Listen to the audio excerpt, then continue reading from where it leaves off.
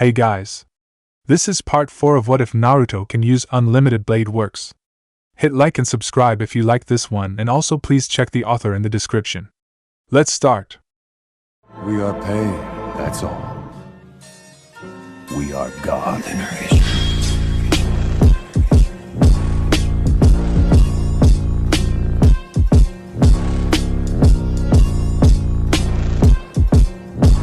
Chapter 10. Nothing ventured, nothing gained. That's rather unsettling to say the least.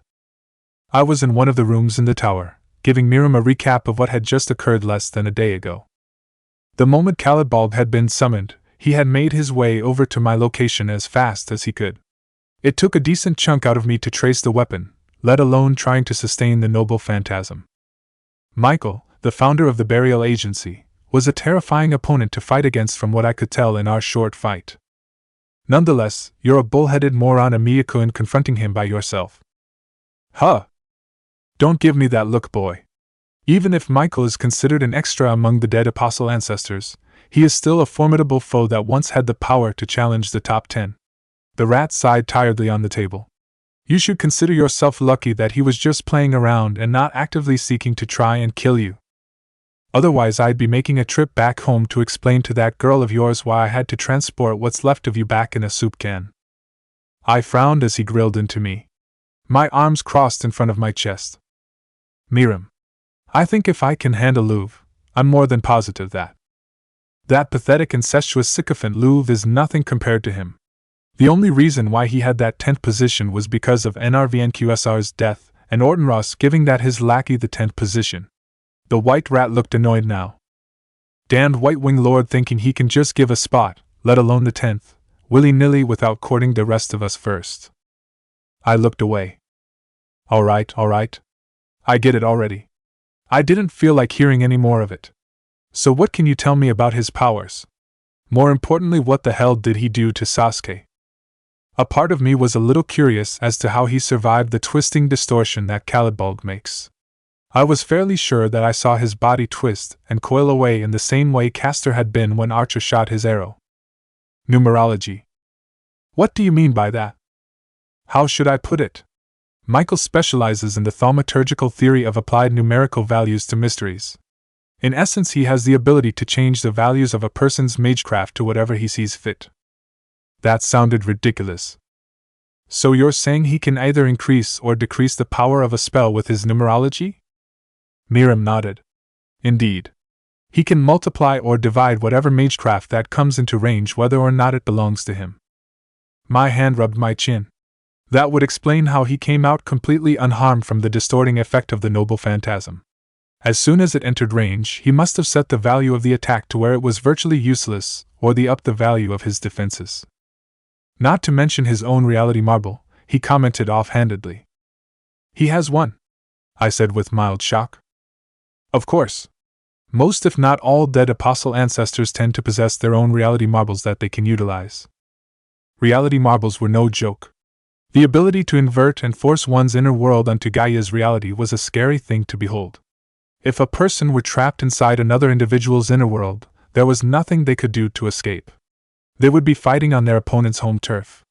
Literally. Would you happen to know his by any chance? The rat shrugged. Not exactly, but if I had to guess, it would have to do something with his numerology. That was a silly question that I asked. It was a no-brainer that if the vampire had activated his world, he would have killed the person in it 1,000 times over. At least it gave me something to go off of. Alright then, how about that seal on Sasuke's neck? Again he shrugged. Damn it. Trying to seek answers from Miram was proving to be useless. I honestly don't know, Miyako. It's been almost half a century since we last heard his whereabouts. If he had reincarnated into a Magi's body, then we'd be able to place safer bets. But under the chakra system? We're pretty much flying in the dark. Another silly question, I asked. I began to rub the temples on my head to alleviate the stress that was building up. Why? What boneheaded idea do you have to rid her of it? When I had brought Sasuke to Kakashi, Anko, and the medical personnel, they had deduced that Sasuke had been implanted with a cursed seal by Orochimaru. In short, it was a corruptive agent that was attempting to subjugate Sasuke's body to his will, and at the same time give her a boost of power while eroding her mind. It didn't sound pleasant at all. A seal is, basically, a contract in one way or another. And well. No. The white rat moved forward. You're not thinking of using Rule Breaker, are you? I gave him a look. I don't know whether to smack you upside the head or encourage you for the sake of advancing thaumaturgy, he said. A pause ensued as he seemed to be thinking it out. It could work, the rat's head nodded left and right to show he was unsure of it. What you speak does have its merits, but it's without basis for us to stand on for sure. On one hand, it might work brilliantly well. On the other, she might die. That's not what I wanted to hear. I was hoping for something far more concrete so I could go ahead and present a way to Kakashi and Anko to deal with the seal. Maybe going Kakashi's route would be more ideal with just applying another seal on top of Michael's to negate it. But we all knew that it was a temporary fix at best. I audibly groaned in frustration. I wish Tosaka was here, I muttered offhandedly. Yes, well, if you hadn't ran away after we told you to stay put and rest. We wouldn't be in this situation now, would we? I grimaced at his statement, and moved my eyes away to avoid contact. I hate it when he brings this up. I thought I said I was sorry? He scoffed at me. I could care less about your apology. The only person that you should be groveling at the ground for forgiveness is her. There was something that he muttered to the side, but I didn't quite catch it. It was just one thing after another. The stress must be getting to me as a sharp pain flared up in my right arm. I winced at how strong it seemed to be getting after the passing months. We're going to have to get a look on that soon, Miyukun. How many times does the pain occur in that arm of yours? And maybe once a day, I think. More so after I use projection and reinforcement. I grit my teeth in pain as I waited for it to subside as usual. I rubbed my arm as it slowly faded away. The offer still stands, by the way. No. I shut it down immediately. He seemed disappointed as usual. It'll solve most of your problems, if not all. Your body will be able to withhold all that power if you would just let me. No! I said no, Miram, and that's that. I stomped my foot down on the subject he was trying to bring up again. Miram clicked his tongue in annoyance. That tense spot that you and Saber left vacant isn't going to fill itself. He was adamant on pushing the issue. Why now of all times, damn it? You're the best candidate that I know of that I would like to have the spot. You have the ability to fully actualize your reality marble, the power to back it up, and the nomination from me and possibly several others. All you would need to do is allow me to perform the process on you. I let him finish. It was best to let him run through the whole speech as usual. He was really adamant on converting me. The whole thing was starting to wear on me at this point. Let's just deal with one thing first, okay? I'll make that decision when I feel ready for it. There was a momentary pause between us. If that's what you wish for, Miyukun, is there anything else you'd like to discuss? No. I think I got everything. All right then. We'll meet again after you decide what to do with that seal on that girl's neck. I'll be snooping around as usual. Remember, nothing ventured, nothing gained, Miyukun. I nodded and he took his cue to vanish into the air ventilation system. A tired and stressed sigh was released. I hope I'm making the right decision here. God knows I haven't been making them lately. The room was dimly lit as I stepped in to check on how Sasuke was doing. Walking up to the bed, I pulled up a chair to sit down next to her. The girl that I've been mentoring the past few months was fast asleep. It didn't look like she was in pain anymore at this point. At least one of us is getting some sound sleep, I mumbled. I sat there staring at her, contemplating on the decision that I'll be making. Trace on. The dagger of Castor is projected unto the world and in my hands. The dagger was jagged and held an iridescent purple tinge to it. The blade itself was woefully thin, brittle and blunt. The thing was practically ineffective as a combat weapon. But to my knowledge it's the single greatest thing that could break down thaumaturgical contracts. All spells must be broken. Should I wait for her to wake up or throw caution to the wind and stab her with the dagger? The power that I sensed behind that seal was staggering, so the moment that rule breaker is invoked and the blade pierces her, I can only imagine the chaos that will ensue thereafter. I stared at the noble phantasm. The last time I used it led to some utterly disastrous results. My hand began to tremble as my mind wandered off onto events that led me to where I am. When it was first used, we had assumed it would break the contract and free her from the grasps of the corrupted Grail. Instead, all it did was serve as the catalyst to completely merge them together. The sight of her violet hair bleaching white, and her eyes turning into a demonic red haunts me to this day. Everything went out of control after that. All the precaution and planning that went into it went up in flames in our hands. In my hands? My stomach was starting to churn the longer I held the dagger. Was this the right idea? I was only trying to save Sasuke and potentially others, right? That was my sincerest intention. To save her. To save Sasuke from Valdemjong's cursed seal. I am doing the right thing. Aren't I? Matu Sakura's face flickers into my vision, reminding me of my mistake.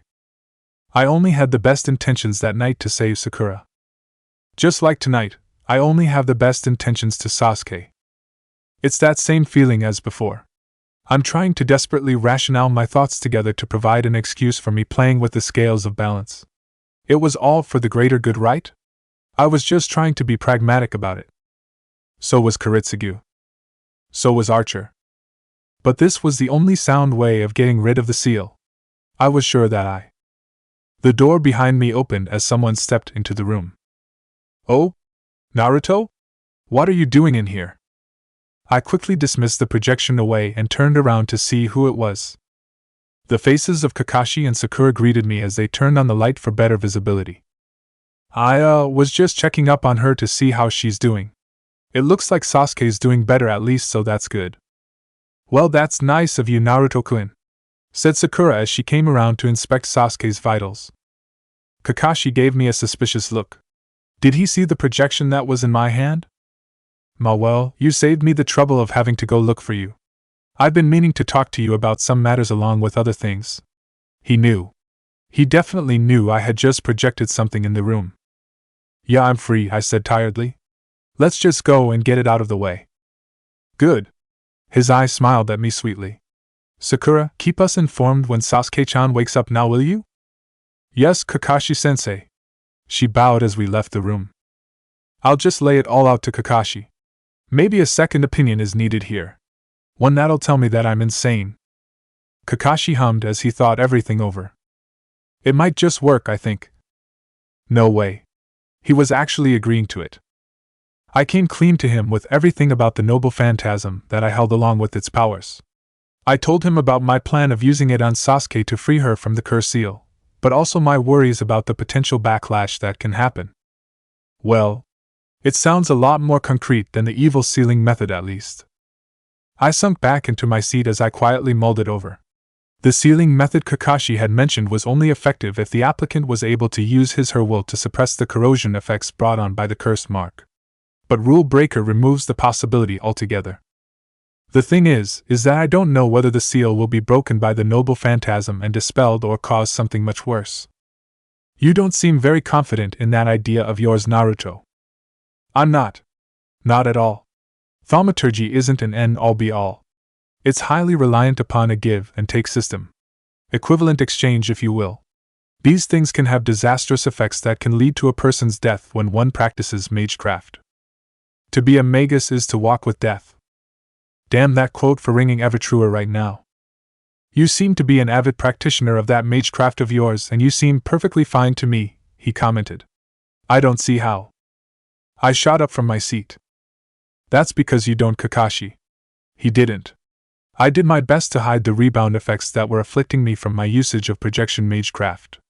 I guess I was doing too good of a job that he didn't notice a certain spot on my hair that was bleaching white, the tan skin, nor my eyes subtly going gray. So I showed it to him. Hair, eyes, and skin. Everything has a price, Kakashi, some more so than others. I refrained from showing my arm. I was far from ready to ever discuss about that topic, let alone showing it to anyone. His eye softened as he continued looking on. My apologies. I don't understand enough of your thaumaturgy to get a clear picture of what you mean, but you must understand that in a way this sounds better than my idea. The sealing method will only go so far and serves as a temporary fix rather than a permanent fix. It's better to be safe than sorry. Better safe than sorry, huh? Besides, Naruto, I have faith in you that it will work. Kakashi beamed a smile at me. A genuine one this time. You seem to have lost a little faith in yourself, so I'll do it for you. After all, I still believe in your dream to be a hero. Faith. Hatake Kakashi believed in me that hoped for a better tomorrow. He still believed in my dream of being a hero. A melancholic look settled on my face. Thank you, Kakashi. It was tough. I wanted to believe in that as well, but what Kurotsuga had said all those years ago rings true. When you become an adult, it's much harder to call yourself a hero. Damn it all to hell. Why was everything starting to become so damn complicated?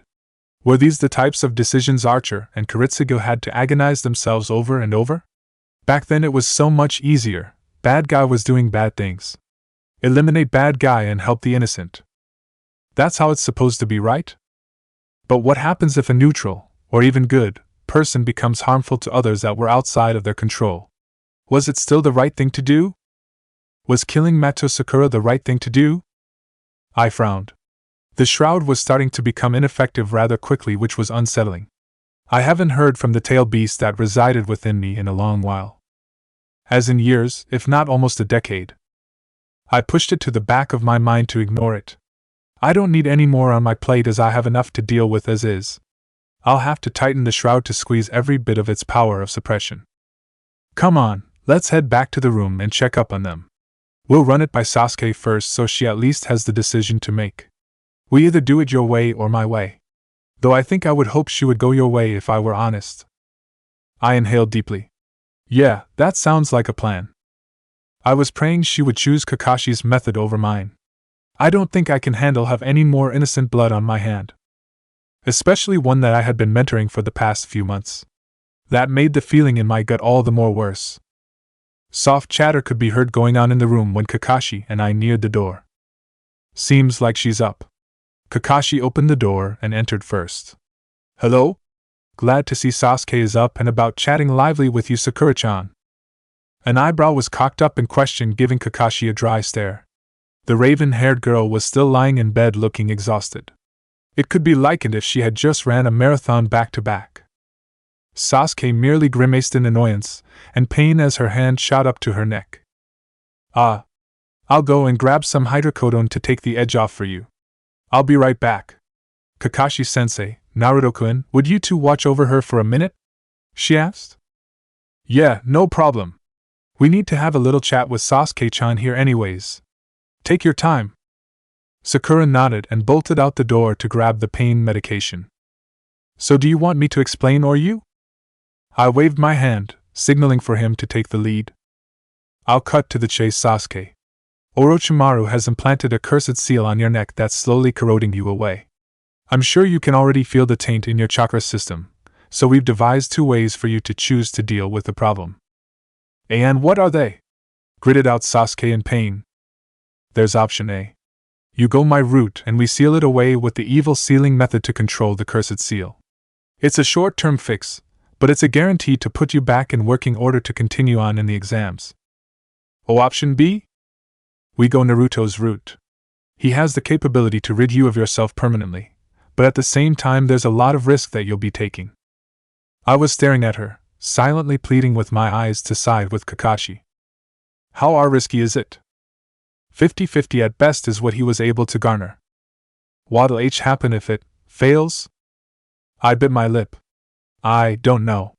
I've never really attempted to see how prana and chakra would interact with each other. It'll either work miraculously or disastrously.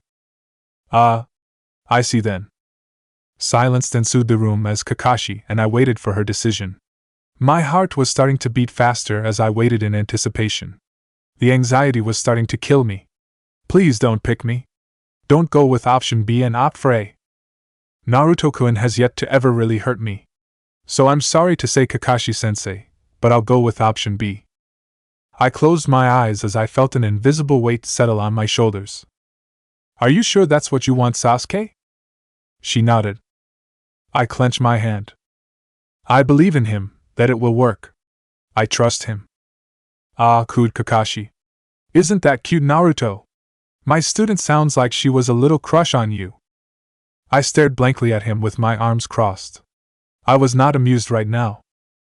Kakashi had the decency to cough into his hand. Ahem, moving forward. We'll proceed with our plan after you receive your pain meds from Sakura. For the first time in a while, I actually began muttering off a prayer to God that everything goes without a hitch for once.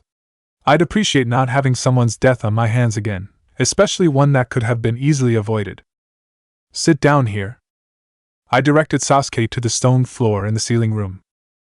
A glance to Kakashi's way and a nod in return told me he was ready to go. I'll need you to take off your top. My hands were starting to sweat. I was nervous. Sasuke did so as instructed, and I was given a clear view of the cursed seal of heaven. It was a simple 3-tomo seal that shared resemblance to a fully developed Sharingan. Trace on. I projected unto the world once more Rule Breaker, the noble phantasm of Princess Medea. The dagger was positioned just above the seal. Its tip was hovering ever so closely, ready to cancel out the seal. Nothing ventured, nothing gained, right? Forgive me. Sasuke closed her eyes in anticipation of the pain. Rule Breaker. The girl wasn't ready for it at all. I wasn't ready either. The moment phased through her skin as if it were non-existent and attacked the cursed seal. An enormous wave of pure refined prana burst forth from the rift created by the contract being broken. Ahag! Sasuke began yelling her lungs out. She started to flail and thrash about, and I struggled to keep her under control. Kakashi immediately jumped in to hold her down. The cursed seal was actually trying to push against Rule Breaker to prevent the contract from being broken. With both hands I met the challenge and grit my teeth as I pushed the dagger down further. The girl screamed harder until her throat went hoarse. My eyes squint at how much prana was actually in the seal. There was a column of vile energy surrounding us as it struggled to withstand the might of the noble phantasm. Just a little more. I pushed further and further. I could feel the seal cracking and withering away. There wasn't much more to go. I fed the noble phantasm more and more of my own magical energy to where it was on the tipping point of being turned into a broken phantasm. The dagger in my hand started to vibrate violently to where I was struggling to hold it. Magical energy was leaking everywhere from the broken seal. No, you faker! How dare you break the contract? How dare you defy the serpent of Akasha? It was Michael's voice.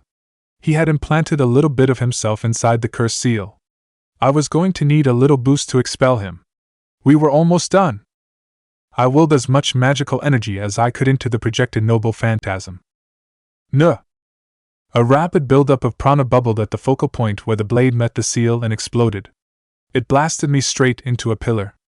I reinforced my body just moments before impact to bear the brunt of it. Medea's dagger faded from my hand. The light died down and the smoke cleared. My vision swims momentarily before I get a clear view of Sasuke and Kakashi. It worked. Kakashi rushed over to help me up. You did it, Naruto. I did. Yes. A wave of relief washes over me. From what I can tell, Uchiha Sasuke was knocked out cold on the floor. She was in an almost comical position with her rear high in the air. We should get her back into bed. She's going to need the rest after all that. Can you walk? I nodded. I was fine now.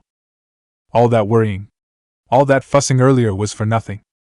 I was feeling dead as I carried Sasuke's sleeping form back to her room. My eyes were starting to droop, and the struggle to keep them open was real. Terrible sleeping habits coupled with being stressed out for the past day or so was taking a toll on me. Michael was right about one thing. I was only human. As we neared the door, I let out a tired yawn which caused Kakashi to give me a look.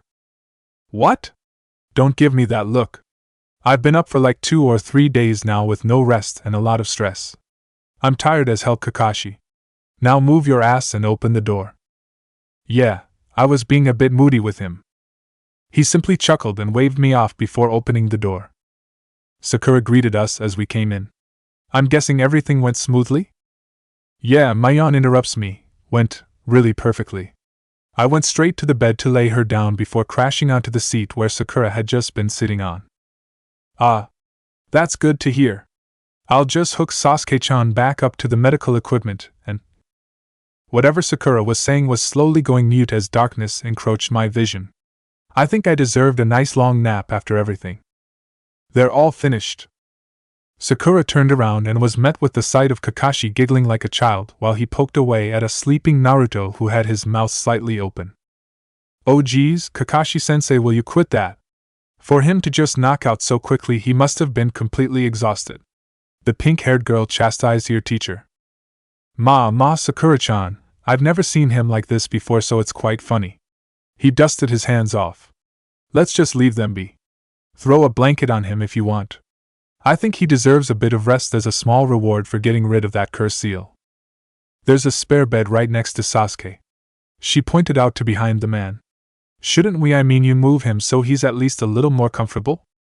Kakashi waved his hand. Nah, a little crick in the neck never hurt anyone before. Besides, he looks pretty comfy to me, don't you think? Now come on. These two need their rest. Let's go see if there's any other teams that made it yet. He hastily pushed Sakura out of the room and shut the door behind him. It was relatively silent as they walked to the general meeting hall where most teams would check in after they completed the second task. Sensei? Sakura broke the silence. Do you happen to know where Tsubasa is? The man hummed. I don't know actually. After he dropped off Sasuke, he just upped and disappeared. I'm sure he's still in the tower, as you can't exactly just up and leave. But what got you curious? Well, she crossed her arms in irritation. It's just that he hasn't visited Sasuke at all to see how well she's doing. You'd expect that boisterous, arrogant idiot to check on his girlfriend, but no. The nerve on that asshole. I didn't expect you to be so heavily invested in Sasuke and Daisuke's relationship, he teased a little. Sakura huffed and turned her head away. That man, I swear. Naruto seemed more worried about her health than Daisuke was. Hell, that jackass didn't even seem like he gave a damn. Kakashi's exposed eyebrow raised slightly. Naruto, he takes the hero thing very seriously, and I'm very certain that he cares about you three well more like just you and Sasuke very much. Outside of Anko and me, he doesn't talk to many people besides the two of you. Really? Considering he has an endearing personality and does very well in the looks department, he'd have no problems in making friends. Kakashi shook his head. Sakura didn't understand Amiya Naruto very well then. True, but he's far from it. Very far. Have you looked at his psyche profile from when he was on the active roster years ago?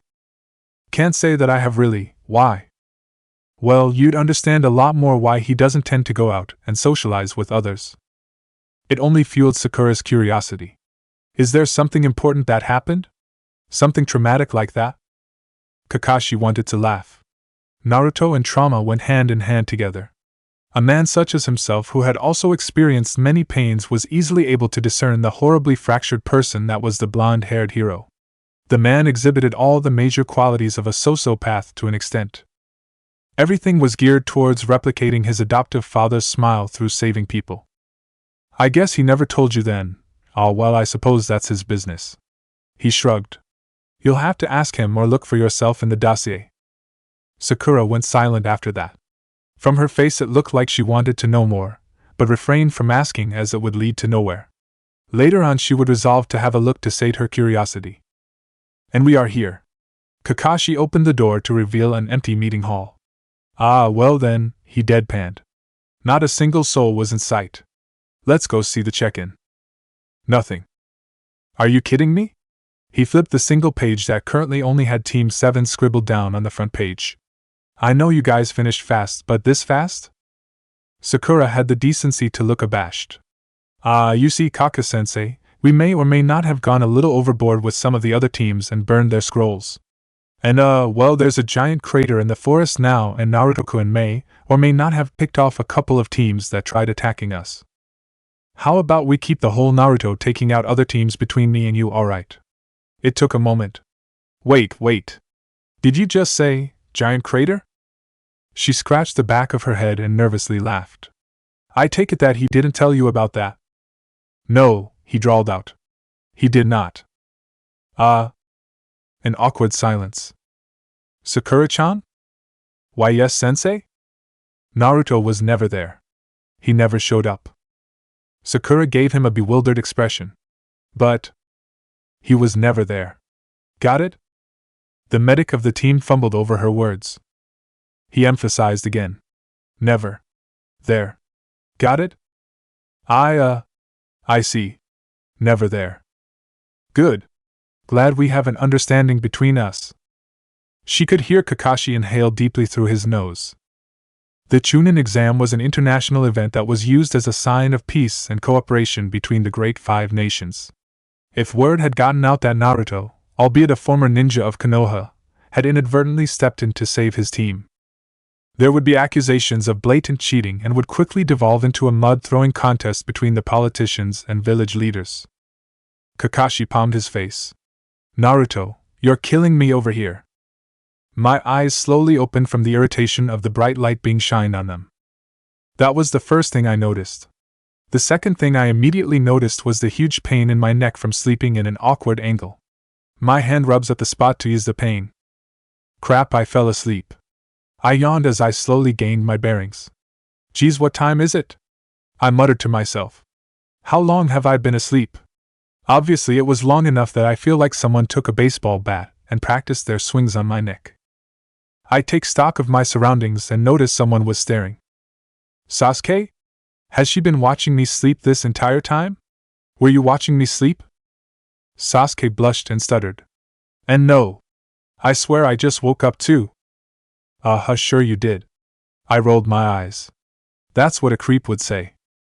Her whole face turned red. I smiled benignly with my eyes. I could tell the hamster in her head was running the wheel full speed. Nah, I'm joking. I'll take your word for it. GRHK, you're just messing with me. A tiny smirk crept onto my face. No, you don't say? A small playful grin was on my face. A quick glance at the clock read that it was 10:15. I was knocked out for a good while then. Well, I suppose I'll be going now. I made my way to exit the room. Wait. I just wanted to say, erg. Either she was trying to thank me or confess her interest in me. I sincerely hope it was the former and not the latter. Yes? Come on, out with it. Thank you. The Uchiha Sasuke before me was a completely different person from when I first met her all those months ago. A lot less boisterous, haughty, and arrogant. She matured as a person from what I could tell. Speaking of him, I haven't actually seen hide nor hair of him ever since we first arrived at the tower. I internally shrugged, the less I see of him the better. Good night, Sasuke. I closed the door and made my way to find a room to crash in. My neck was killing me. Preliminaries? I whispered to Kakashi. The second stage of the exam had run its course, and so the ones who stood in the main hall at attention had met the objective, therefore passing. It was actually a sizable group to the one that I remembered when I was moving on to the third and final stage. And hey, my elbow nudged him, I don't remember there being this many moving on when I had my exam. If you remembered correctly, Naruto, you went above and beyond and took out almost all of the candidates in the second stage back then. There was barely any for the finals. He whispered back to me. Plus we need to cull the herd a bit more down to 10 so we have a proper final. I nodded in understanding. Well, that sounds exciting, I said sarcastically. Kakashi shrugged. Everyone separated themselves with their teams up to the catwalk that overlooked the hall to await the match selections on the screen. I noticed as everyone waited with a bated breath for their names to appear on the board that there was a person missing for Team 7. Oi, Kakashi, where's that moron of yours? Shouldn't he be here? I didn't see that idiot in the crowd either. He simply pointed to my left to where the stairs were. Speak of the devil and he shall appear. Along with an entourage as well. The sound of metal groaning filtered into my ears. It was Sasuke gripping the railings hard. I'll just take a wild shot in the dark and guess that she didn't like them. Hey! It was that same girl from 2 days ago. The one that sounded sickly sweet and fake. You guys don't mind if we watch Daisuke-kun with you, right? How annoying. Even if one of us protested, they'll stay nonetheless. Ignoring them would be the best thing to do. What's with that sour face? Yeah man, we're just here to watch the prelims and support our boy Daisuke here. Hee, Daikun is right, he does look like he's got a stick up his ass. Very annoying. I stuffed my hands into my pocket and kept looking forward, not giving them any bit of attention. The screen was still randomizing names. How long does it take to pick 2 people to fight in the damn arena? Uchiha Sasuke vs Akado Yoroi. Huh. A Konoha matchup. My eyes glance around and pick up on Sasuke's opponent. The man's appearance was rather concealed by a mask that hung around his neck and wore sunglasses that obscured only his eyes. There wasn't much to garner from him at first sight except he wore a rather standard outfit that was uniformly to his teammates. Kakashi and Sakura had already wished Sasuke good luck as she leapt down from the railings. Where her sword usually hung from her back was missing. It was probably lost in the forest before I had arrived. Pity. What I heard from Sakura, the girl down below had performed admirably well against Michael to the point where she had managed to draw blood. That is until the vampire decided to stop playing around and thrashed them all. The snickering and whispering from my left was starting to test my patience. So these were her supposed friends, huh? I sigh. Just this once. Sasuke deserved at least that. Oh, Sasuke. My voice calls out to her. All the soft muttering is quieted as they turn their attention to me. Heads up. I trace out Sasuke's Chikuto and toss it over to the railings. She deftly catches it in her hands, marveling at the newly projected sword. My arms cross my chest. Win. So these imbeciles to the left of me can shut up. The excessive stupidity is starting to hurt my head. I could hear Kakashi giggling to my right. He knew I tend to not have a filter for my mouth, so he waited for me to say something. Damn it. If I wasn't already on their radar now, I sure am now. A look of determination formed on Sasuke's face. She nodded towards my way and faced her opponent. 1. Kakashi looks at me. 5 what? 1 minute. In fact, she'll beat him in under a minute. That's a bold statement coming from you, Naruto. Where's that coming from? I didn't say anything back and focused on the two down below. The other person, Yoroi, had a certain movement in his steps that reeked of arrogance. He looked like a veteran genin, so he must have assumed that going up against a relatively new genin was going to be easy. Hopefully she takes advantage of that and lures him in. Begin. The proctor's hand comes down, initiating the fight. Sasuke initiated the fight by throwing the scabbard at her opponent's head. He dodged it. The makeshift projectile impacted the wall, causing cracks to spider out. 55 seconds. They both charged forward at each other. She thrusts her blade out to his neck, causing him to duck. Her opponent goes to sweep her legs. With an incredibly display of dexterity and acrobatics, Sasuke nimbly vaults over him. There's about 5 meters of distance between them. The masked man closes it under a second effortlessly. His hands glow blue and he jabs forward with his left fist to her head. It misses, only brushing against her hair, but she falters for a split moment, allowing him to land a solid punch to her midsection. My eyes narrow. For chakra to be radiating off his hands to the point that it was visible to the naked eye meant he had a jutsu activated.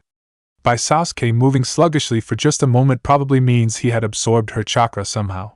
What a dangerous technique to fight against close combat. If he was smart, he'd keep it a secret. That's right. I can absorb your chakra. Yoro brags to Sasuke. Never mind. Instead of letting his opponent try to figure it out, he'll just tell them. Typical. Sasuke doesn't reply. She evens out her breathing.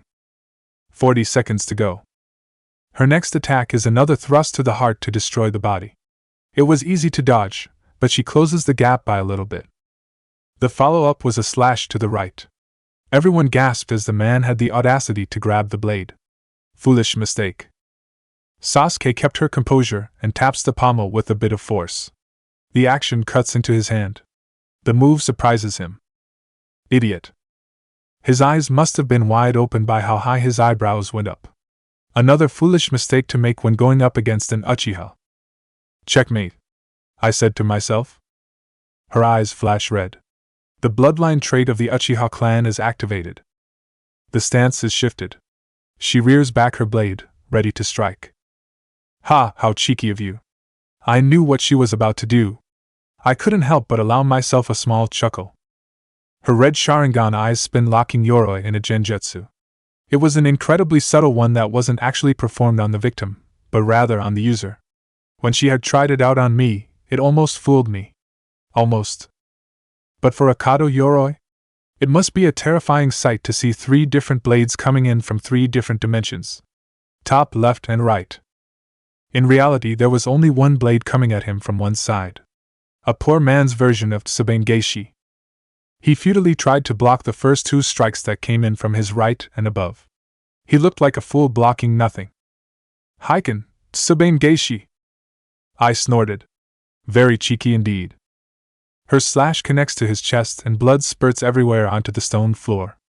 A solid hit that caused the man to stumble backwards onto the ground. She goes in to finish the job, but the proctor immediately steps in. Stop! The blade is halted just before an inch to the man's neck. The first match winner is Uchiha Sasuke. Told you, I smugly said to Kakashi. 20 seconds left. He threw his hands up in front of him. Hey! I wasn't doubting you at all. Naruto-kun? Sakura calls my name. How'd you know Sasuke would win so fast? Yoroi tried compensating his short of reach against Sasuke's sword by closing the gap to where the blade can be considered negligible. For a moment there, he got the drop on her by leeching a good bit of chakra just from grazing her, and then landing a solid hit.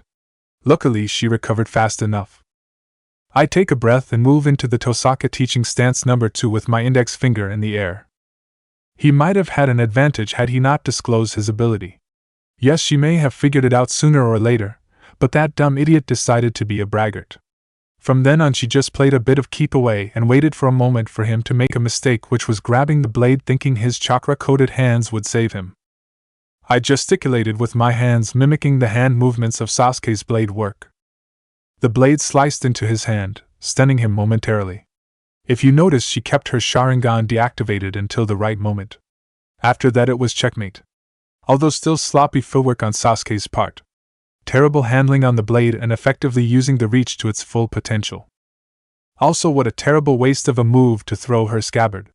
Would have been better to use it as a secondary on her offhand and... I stop and blink. I was ranting. Everyone in the hall began to stare and whisper at me. Especially among the Konoha candidates that seemed to be in my age group. I scratched my head in embarrassment. Oops, sorry about that. Went off tangent about that, but yeah. I finished lamely. Sakura was wide-eyed. Amazing! That's incredibly in-depth for such a quick fight. Not to mention spot on about the timing. I waved her compliments off. Bah, it's nothing special. Archer could do better and Saber could have gone beyond that.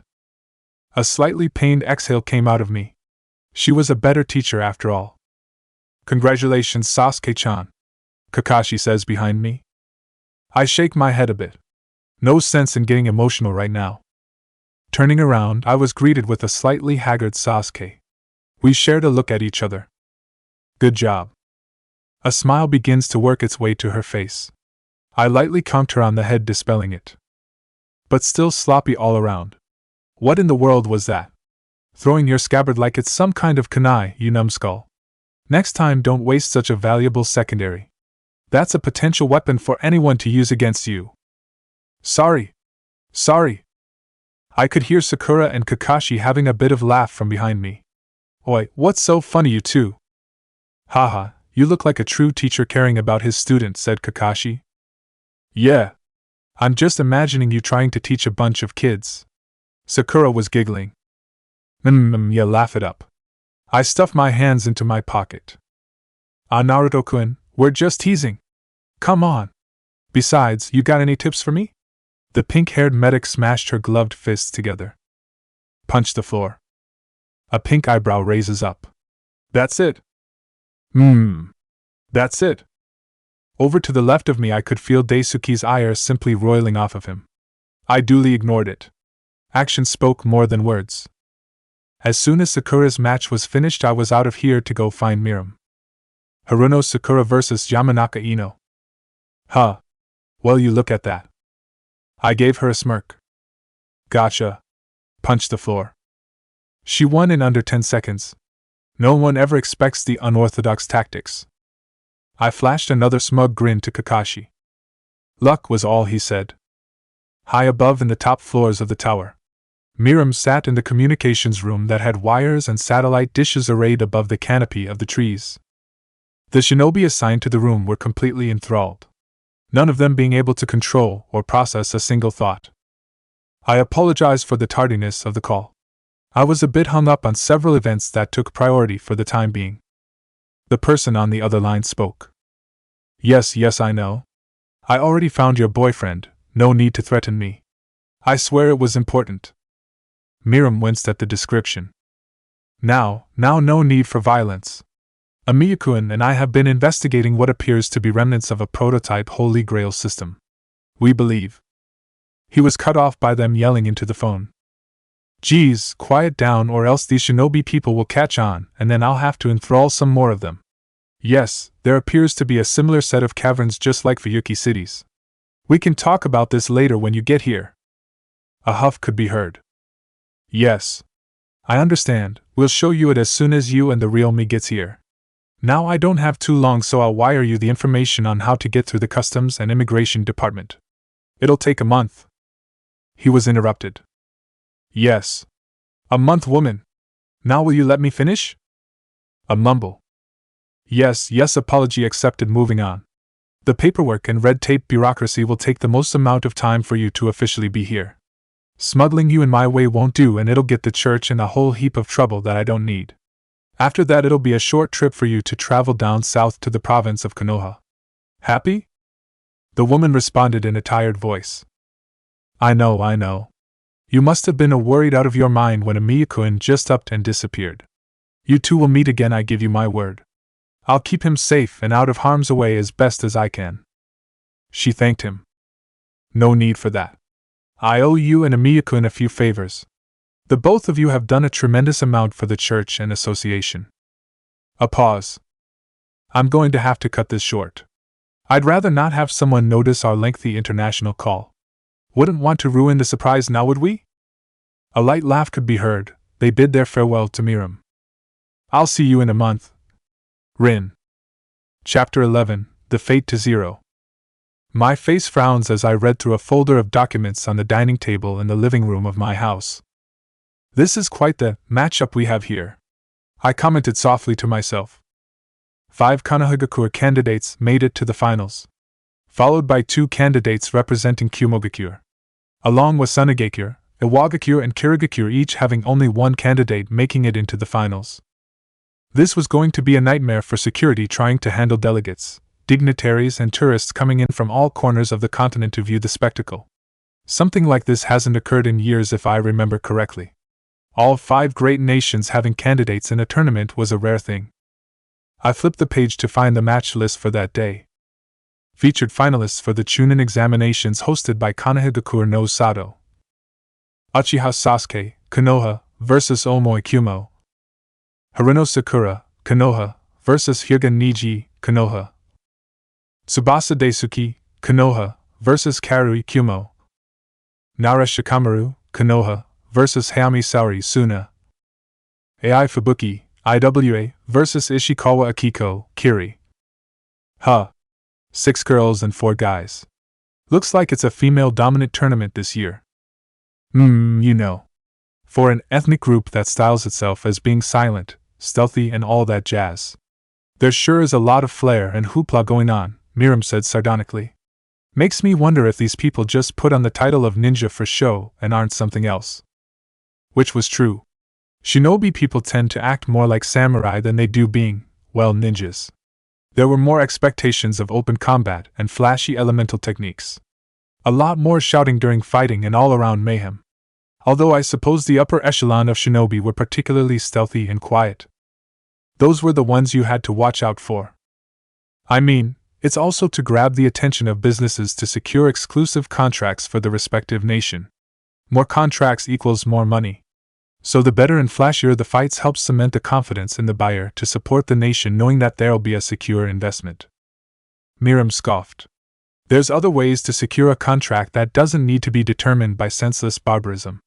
I often forget how backwards this part of the world is. On one side you have people embracing modernity like the land of snow while others are stuck in some sort of feudal era. His remarks were rather scathing. You know, magi are just as backwards if not more so than these people. The population is ruled by royal magi bloodlines with lords and ladies. Along with everyone still trying to kill each other here and there with sealing designates cropping up every so often. The rat nods its head agreeing with me. But at least we have the decency to keep out of the eye of the mundane, and allowing them to forge the path best fit for humanity. Magi, while still prominent, has faded considerably ever since the Age of Gods ended. True. The feudal lords of these lands and shinobi have held on to power since time immemorial, or rather when the revered mythical sage had e'en placed the chakra system to diverge from thaumaturgy. That was probably thousands of years ago when it happened. Anyways, we're getting off track here. I believe Sasuke will win against her opponent, but Sakura's will be considerably difficult to overcome. It was a Hyuga. They thrived in hand-to-hand and close-quarters combat. Their bloodline was specifically tailored for that they have an almost unfair advantage against other opponents. It was considered suicide for people to try and challenge them in their field. Unluckily for Sakura, she was chosen to do just that. Indeed. So what's your plan for her to beat him? My fingers rubbed my forehead as I tried formulating different scenarios. Most of them ended up with Sakura causing extensive environmental damage in order to get the upper hand on Niji. Getting in close was out of the question. She would have to play outside the range of his influence. A single touch or even glancing blow from his hands would spell doom for Sakura. Medium, if not long-range combat was needed her. I would suggest to do the same thing that she did against that blonde girl Ino, but I'm fairly certain he's expecting such a thing now. He would be more than ready to evade the ruptured earth that was heading his way. Not to mention his speed was considerable. He was deadly fast. More so than Sakura. His ability is anti-chakra, but that's only applicable if he's able to touch his opponent. Realistically, all I can see her is playing keep away and destroying the field to work it in her favor. Create uneven terrain so he's not allowed decent footing to execute his techniques. Miram gave me a funny look. Recycling old ideas, eh? I shrugged. If it isn't broken, don't fix it. It's better for her to play to her strengths. Ha, her strength. The rat chuckled.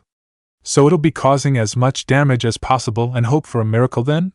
Or is there more to save her hide from being turned into another Kenneth? I cringe a bit. He was referring to the story of where Dad had used his origin of severing and binding to completely destroy the magic circuits of the Master of Lancer in the Fourth War. From what I heard, it was a gruesome death of having your circuits fried and body slowly crumbling as it hemorrhaged to death. To a point, the Hyuga's ability to stop chakra points was similar to Kiritsugu's. I'll need some time and talk with Kakashi and Sakura to figure things out. Not like we need anything complicated to win. Besides, we also have to keep in mind the following rounds as well. He nodded his head. Well, I'll leave you to that. Anyways, there's something interesting that's turned up. It concerns about that Minister Toshiyuki. I set the folder down to give him my full attention. He's a crafty fellow that knows a decent amount of magecraft, believe it or not. It's been increasingly difficult as of late to snoop around the ministry building. My usual pathways have either been blocked or lead in loops. He knows. My lips pursed together. Were you able to get a read on his motives? Miram shrugged. Not really. All I've been able to gather so far is that he has a fair amount of contacts with some individuals from the Sea of Estray. Sea of Estray? I murmured. They're known for body alteration. The former 10th Apostle Narvienkius Archaeos was originally a magus affiliated with them before he was slapped with a sealing designate, and became a dead apostle ancestor through magecraft. I've only heard stories from other magi and from Miram about the former 10th. He was an individual who had experimented on his own body, had somehow made an inverted reality marble with the ability to absorb creatures. At one point he had gathered 666 beasts into himself, and made up the chaos that was his body. Long story short, he was a terrifying being that could absorb anyone and anything. So should I do anything about this? He shook his head. No. Absolutely not. Bringing you in would only serve to pull the trigger early. I want him to feel secure in his little bubble he's created for himself. Confidence begets complacency. Hopefully I'll be able to find out what's going on behind the scenes before anything troublesome occurs. I frown a bit. Things were becoming even more worrisome since the exposure of Michael. The head of Medi conveniently stalling Miram in his investigation is incredibly sketchy. There was a sneaking suspicion in the back of my head that maybe Tsubasa Toshiyuki and Michael were in league with each other. But why would he be in talks with Konoha's traitor? Let alone possibly be allied with? What were his goals? Was he aiming for a coup d'etat? Or maybe to simply gain a broader reach of influence with the Western continents. So many questions, so little answers, I muttered out with a hint of annoyance. Such is life, Amia-kun. But fear not, there's no need to lose sleep over it. We'll find out eventually, said the left arm of Solomon reassuringly. I just hope it's in time before anything bad happens. Hopefully I won't be eating my words anytime soon. Hopefully. After my discussion with Miram, I decided to take a breath of fresh air by walking around town. It's been a while since I actually went about to explore what has changed or stayed the same. I breathed in deeply. The air over in this part of the world was amazing. Everything was largely in part untouched by exorbitant usage of fossil fuels and little pollution. These were some of the things that held an upper hand compared to the West. But there's always a trade-off somewhere for it all. Well, it's good to know that nothing has changed too much since I last left. Although I'm not sure if that's a good thing or a bad thing. Looking around, I can still remember walking the streets with Karitsugu on our time off. Everyone was busy preparing the streets for the coming festivities of the tournament. Streets were being cleaned. Stalls being refurbished. Stores stocking their shelves to the brim with goods and products. The people of Konoha were all working diligently to impress the tourists and visitors that would be coming in less than a month.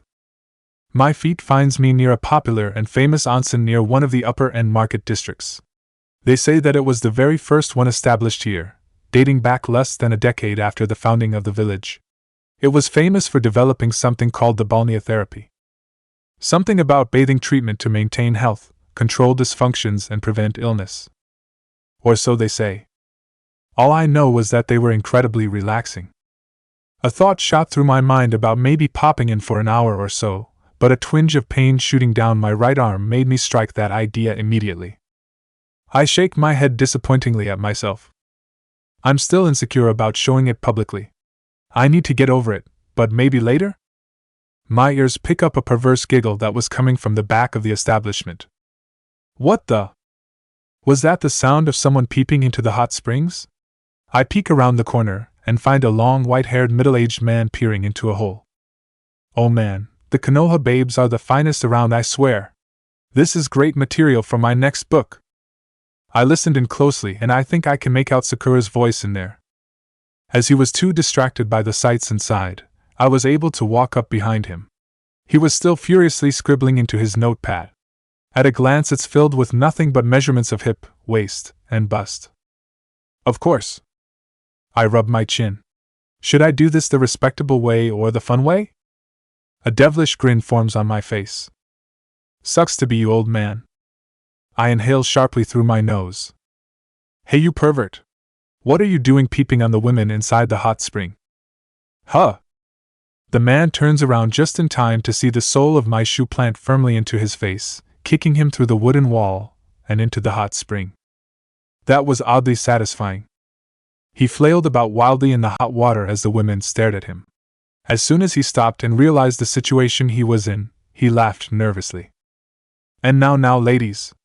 I have a perfect and reasonable excuse as to my circumstances. You see, there was. Pervert. Get him, girls. Oh shit, his voice going small. A grin adorned my face as I heard his screams of mercy and forgiveness. They didn't give him any. The absolute thrashing they were giving to the peeping Tom was an amusing sight to behold. A few times they even made me wince after a couple kicks to the man's gonads. A couple running punts here. Some well-thrown punches there. And I think at some point Sakura performed a German suplex. A couple of times the man tried to pitifully escape, but was dragged straight back into the hole in the wall for another round of beating. After what was most likely the third or fourth, I stepped in before they actually put him into a coma or worse, kill him. No one deserved to die over something trivial like that. Okay. Ladies, I think he's learned his lesson by now. You've all had your fun in beating the man up for the past 5 minutes. I clap my hands loudly to grab their attention. He's already been beaten black and blue. His body twitches and gurgles something out. And probably almost in a coma. One of the ladies kick him once more in the back and I hear something snap. My face winces in pain with a part of me sympathizing for the poor fellow. Enough. Come on now, you're better than that. I chastise to the lady. Her face flushes in embarrassment. And Naruto-kun? She had her body wrapped up in a small white towel that did very little hide her figure. I'm feeling thankful for the steam obscuring a bit of vision as I feel my cheeks go a bit rosy. I divert my attention away from it as best as possible and stomp down my hormones with a certain viciousness. Sakura. I greet back. What are you doing here? After finishing up some preparation for the matches, I decided to walk around town for a bit when I came across this perverted idiot peeping. I tapped his bloody and beaten form with my foot. He twitched. Figured it'd be slightly amusing to expose him, and well, here we are. Sakura beams a smile. Haha, it's always work for you, Naruto-kun. I shrug and send a playful smirk. Well, someone has to pick up the slack for you. They both giggle. Of course, what would I do with you? You're such a hero. I let out a small laugh. Ha, very funny you. Well, I'll be off and take this idiot off your hands. I'll make sure he doesn't try anything funny. Catch you later this evening. Grabbing the man's ankle, I drag him out while sending a parting wave to Sakura behind me. Up ahead there was a small bridge that went over the hot spring water that fueled the onsen. As I crossed over it, the limb that I was holding onto suddenly disappeared from my grasp. What the hell? I turned around and immediately ducked down as the man flew overhead with a flying kick. Ho! Ho! You're awfully quick on the uptake. Very well done! Wait. Just a moment ago he was beaten black and blue to an inch of his life. How the hell are you back up? You were barely conscious just a moment ago. Ha! A low rumble emits from his chest. Ha! Ha ha! It picked up speed to a chuckle. Ha! Ha ha! And finally to a blown-out laugh. I looked at him with a strange expression as he began to cackle madly. Do you even know who I am, boy? He questions me. I look to my left and right with a clueless face. No? The man gasps in horror. Look at my face, boy. And answer me again. My eyes squint and focus on his face. Oh. I smack a fist into an open palm with sudden realization. You're just another dime a dozen old pervert that likes to peep into women's baths. There was a smug grin on his face at the beginning that immediately faltered and broke down into utter incredulousness. Ignorant brat. I am Miyaboku Mountain's sage of the toads. I am the purveyor of women across the lands. The savior and hero to men of all ilk. The great and gallant Jiraiya of the Sannin at your service. He summoned a horse-sized orange toad to perch himself up on while holding a ridiculous kabuki pose. Silence. I blink. A smug smirk plays on his face. You're a loony. The man now known as Jiraiya makes a gagging noise. Geez, when did it get so hard to impress young folk these days? He muttered to himself. I stood there staring at him. So you're Michael's former teammate, huh? I said under my breath. What was that, kid? Nothing. So you're the author of that one book that Kakashi loves to read, huh? His eyes widen in excitement. Oh, are you a fan of my best-selling work? My books are renowned all around the world by critics, you know. It's got action, love, drama. Everything in it. Plus the juicy bits, hee. I gave him a blank stare. No, I don't read shitty porn novels. A look of horror crosses his face. How dare you? How dare you? He quickly went off on a rant about how much he poured his soul into the books, and how I should be appreciative for his hard work. My hands shoot up to cover my ears from his shouting. Use your inside voice, you lecherous old bastard. You're going to blow my eardrums with your shouting. Geez, what was up with veteran Shinobi and their eccentricities? Kakashi has his with reading erotic novels in public. Guy with his youth antics. And Anko with her unhealthy obsession with dango. Actually, she's been eating a whole lot more nowadays ever since I removed her own curse seal. Someone should probably stop her or else she'll start putting on weight. Scratch that, I'll let Kakashi handle that department. It's his job anyways. Kiddo, stop staring. I know I'm amazing and all, but you're seriously creeping me out. Besides, who are you? Amiya. Amiya? He parrots. Amiya what? Don't you have a first name or something? Just Amiya is fine. And no, I wasn't staring. I was just lost in thought. Oh, about what? Maybe it could be my winning complexion. Or basking in the glory of my manliness? He gloats in good nature. You have none of those, you pervert. I wonder why Jiraiya of the Sannin was here. It was too coincidental that he shows up a day or two later after Michael. Was there something going in behind the scenes that I don't know of? Quite possibly so. From what I could garner, Jiraiya was the foremost expert in being a spy master. He had spy rings and organizations under his control all over the continent. So maybe there was something being worked on in secret. Looks like another topic to bring up with Miram. Why, you disrespectful brat. His voice brings me out of my thoughts once more. I could kick your ass 6 ways to Sunday. Right here. Right now. Wow. I'm so scared. His eye twitches. You sarcastic ass. This one's for ruining my research. He throws a half-serious punch to my gut. I blur out of existence and appear several meters behind him, whistling a tune while walking away. Huh! Jiraiya turns around and yells. Hey, you asshole!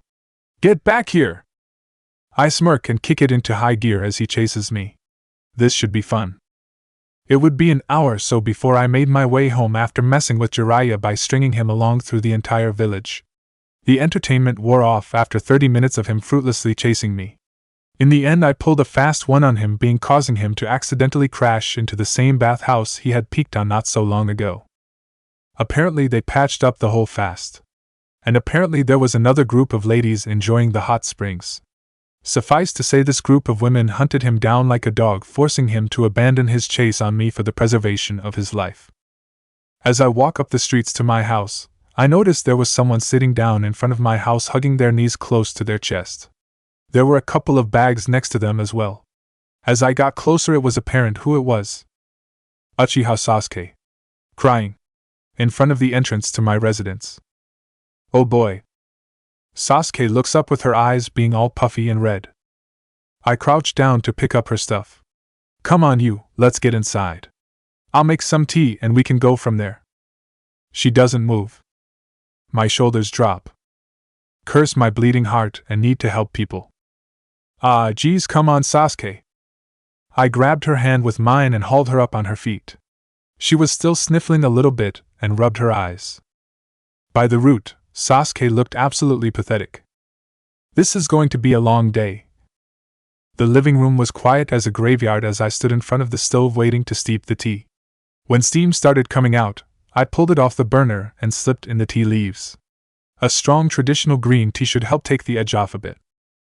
I had managed out a clone to go grab Kakashi and Sakura. I was going to be needing their help with this. Returning to the living room, I set the teapot and cups down. Here, I poured her a cup. She takes the offered drink and nurses it in her hands. Silence resumes in the room as we sat at the table with our drinks. Sasuke kept looking down at her drink while I occasionally took sips from my own. I mulled over the whole situation as I waited for Kakashi and Sakura. It felt wholesomely uncharacteristic for Daisuke to break the relationship off. If anyone, it would have been Sasuke that would have been the one to call it off.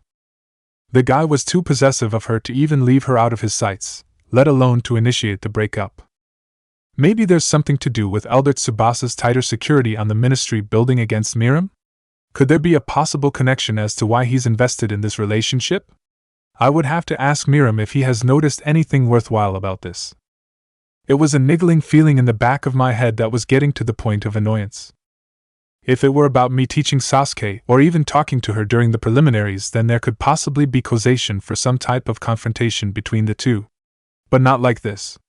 Then again, he upped and disappeared for several days before coming back with an entourage. He mostly ignored me and Team 7 as a whole, especially Sasuke. Good riddance either way. In my opinion, he was holding her back as a person and as a ninja. Uchiha Sasuke had potential to do many things and go above and beyond expectations if she weren't held down by senseless background rabble. Her interactions with people were limited, being with him, that I think hampered her own sense of identity. From my standpoint, Sasuke had no sense of self that she was able to build up on her own. The foundations that are built from the childhood, which we then surround ourselves with, our relationships and interactions with people, are what gives us a sense of self. Essentially, an individual is a product of their environment. Uchiha Sasuke is a building without a foundation. It was destroyed and left in shambles with her to pick up the pieces and rebuild with the broken pieces. Entire clan murdered by her elder brother in a night? Neglect of provisional parental support from an adult-like figure? Little to no psychological support after the aftermath? And well, terrible friends that lack any sort of basic moral principle?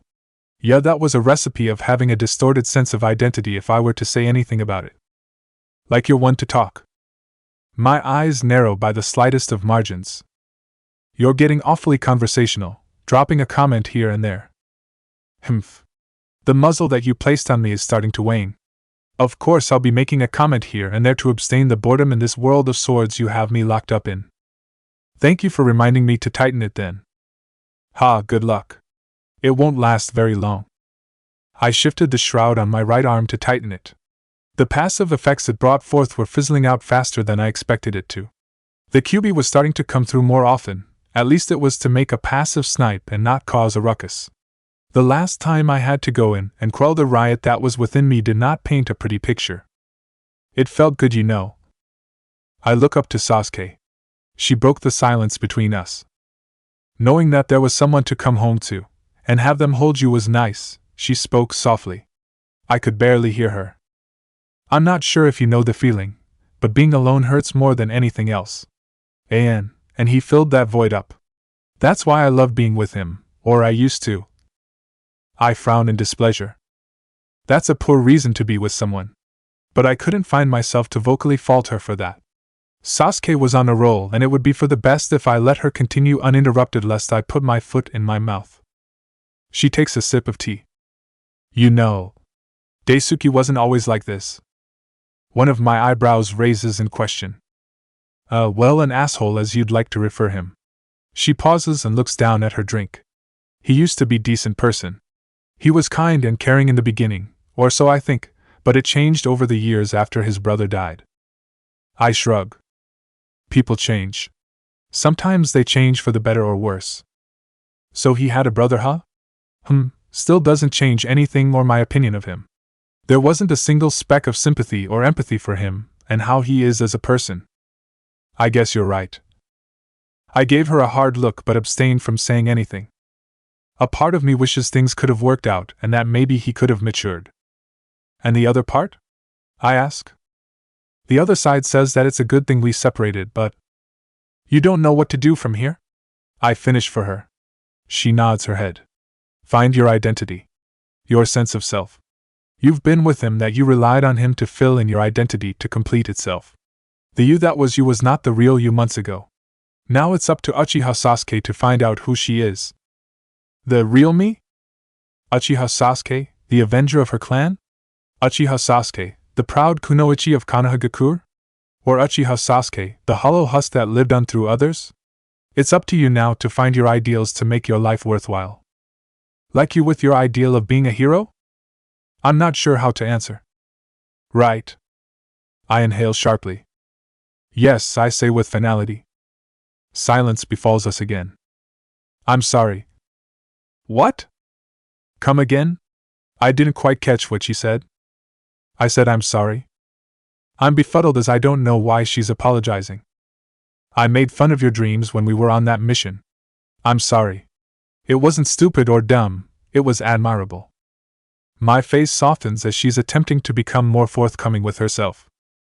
It's okay. Don't worry, I've had worse people than you ridicule me for trying to chase my dream. And trust me, they've done a whole lot worse than you could ever hope to do. Heroic spirit EMIYE being the prime example. The me, from a distant future of a different world who followed through with his justice and was greeted with a never-ending nightmare that broke him down to the point of insanity. I rub my eyes tiredly with my right hand. When I look back at the girl in front of me, she looks at me with a crestfallen face. You seem to know a lot about me and everyone else. I can't help but notice that we don't know anything about you. I made it poignant to not talk about myself too much. There were just some things that aren't meant to be dug up just yet. Before she could pursue any further, the doorbell rung, allowing me an easy and convenient way to dodge her question. As I excused myself, I couldn't help but feel her eyes were staring at my back the entire time. It was unnerving if I were honest with myself. I found myself sitting on the porch with Kakashi as Sakura and Sasuke talked in the living room. It's times like this that make me feel a bit out of touch with people, said Kakashi as he scratched the back of his head. And reminds me why we usually discourage inter-team fraternization. The possibility of it ending badly is too high, and team coordination and efficiency is thrown out the window. All the work you've put into that team is gone in an instant. Kakashi was starting to sound like an old man. Ma, I feel old griping about this. Maybe if I were a better teacher I would have petitioned for them to be reevaluated with Hokage-sama. I shook my head. I guess you're right. The outcome probably would have stayed the same. Still wouldn't hurt to have tried it? I nodded my head as if it were a possibility. The best you can do is just impart what you can to them, and do your best.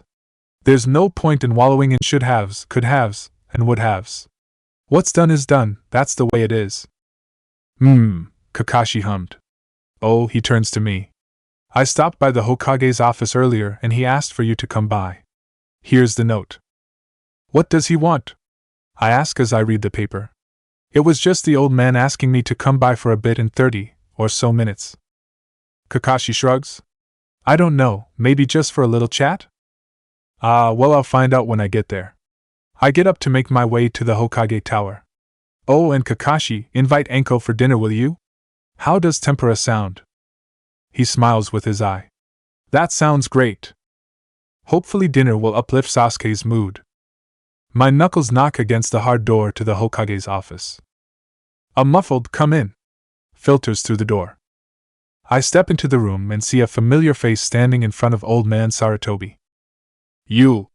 He points a finger at me. Yes, me, I said blandly. You're the asshole that kicked me into the bathhouses and ruined my research. And you're that old pervert who writes shitty erotic novels that has the grammar of a 10-year-old. He gasps, and from the corner of my eye I can see the old man laughing nervously while attempting to discreetly put something away in his desk. Yeah, I saw that, by the way, old man. Can't hide it from me. How dare you? My books have sold millions. If not hundreds of millions. I mean, they do make some good fire material and they're cheap. So there's that. Why, you snot-nosed brat, why I ought to. Ahem. Sarutobi coughed. Jiraiya-kun, you should be kinder to your godson Naruto-kun. Huh. He looks at me. Wait. I gave the white-haired man a bland look. This guy is my godfather? More importantly, I had a godfather? Well, you're certainly learning something new every day, I suppose. This is, he looks around the room. Minato's kid? Jiraiya says incredulously. No, I'm totally not his kid, I said sarcastically. I didn't know he grew up to be such an ass. A smirk appears on my face. And I didn't know I had a perverted godfather, so I guess it balances out. The Sandaime Hokage coughs into his hand. Yes. Amiya Naruto meet Jiraiya. Jiraiya meet Amiya Naruto. He gives me a once-over. I can tell by his face that he didn't believe it. Wait, don't you mean Uzumaki? I dropped that a while back after I was adopted. I'm sure you understand? Jiraiya's mouth hangs open. You're going to catch flies like that, by the way, I said amusingly. His mouth snaps shut.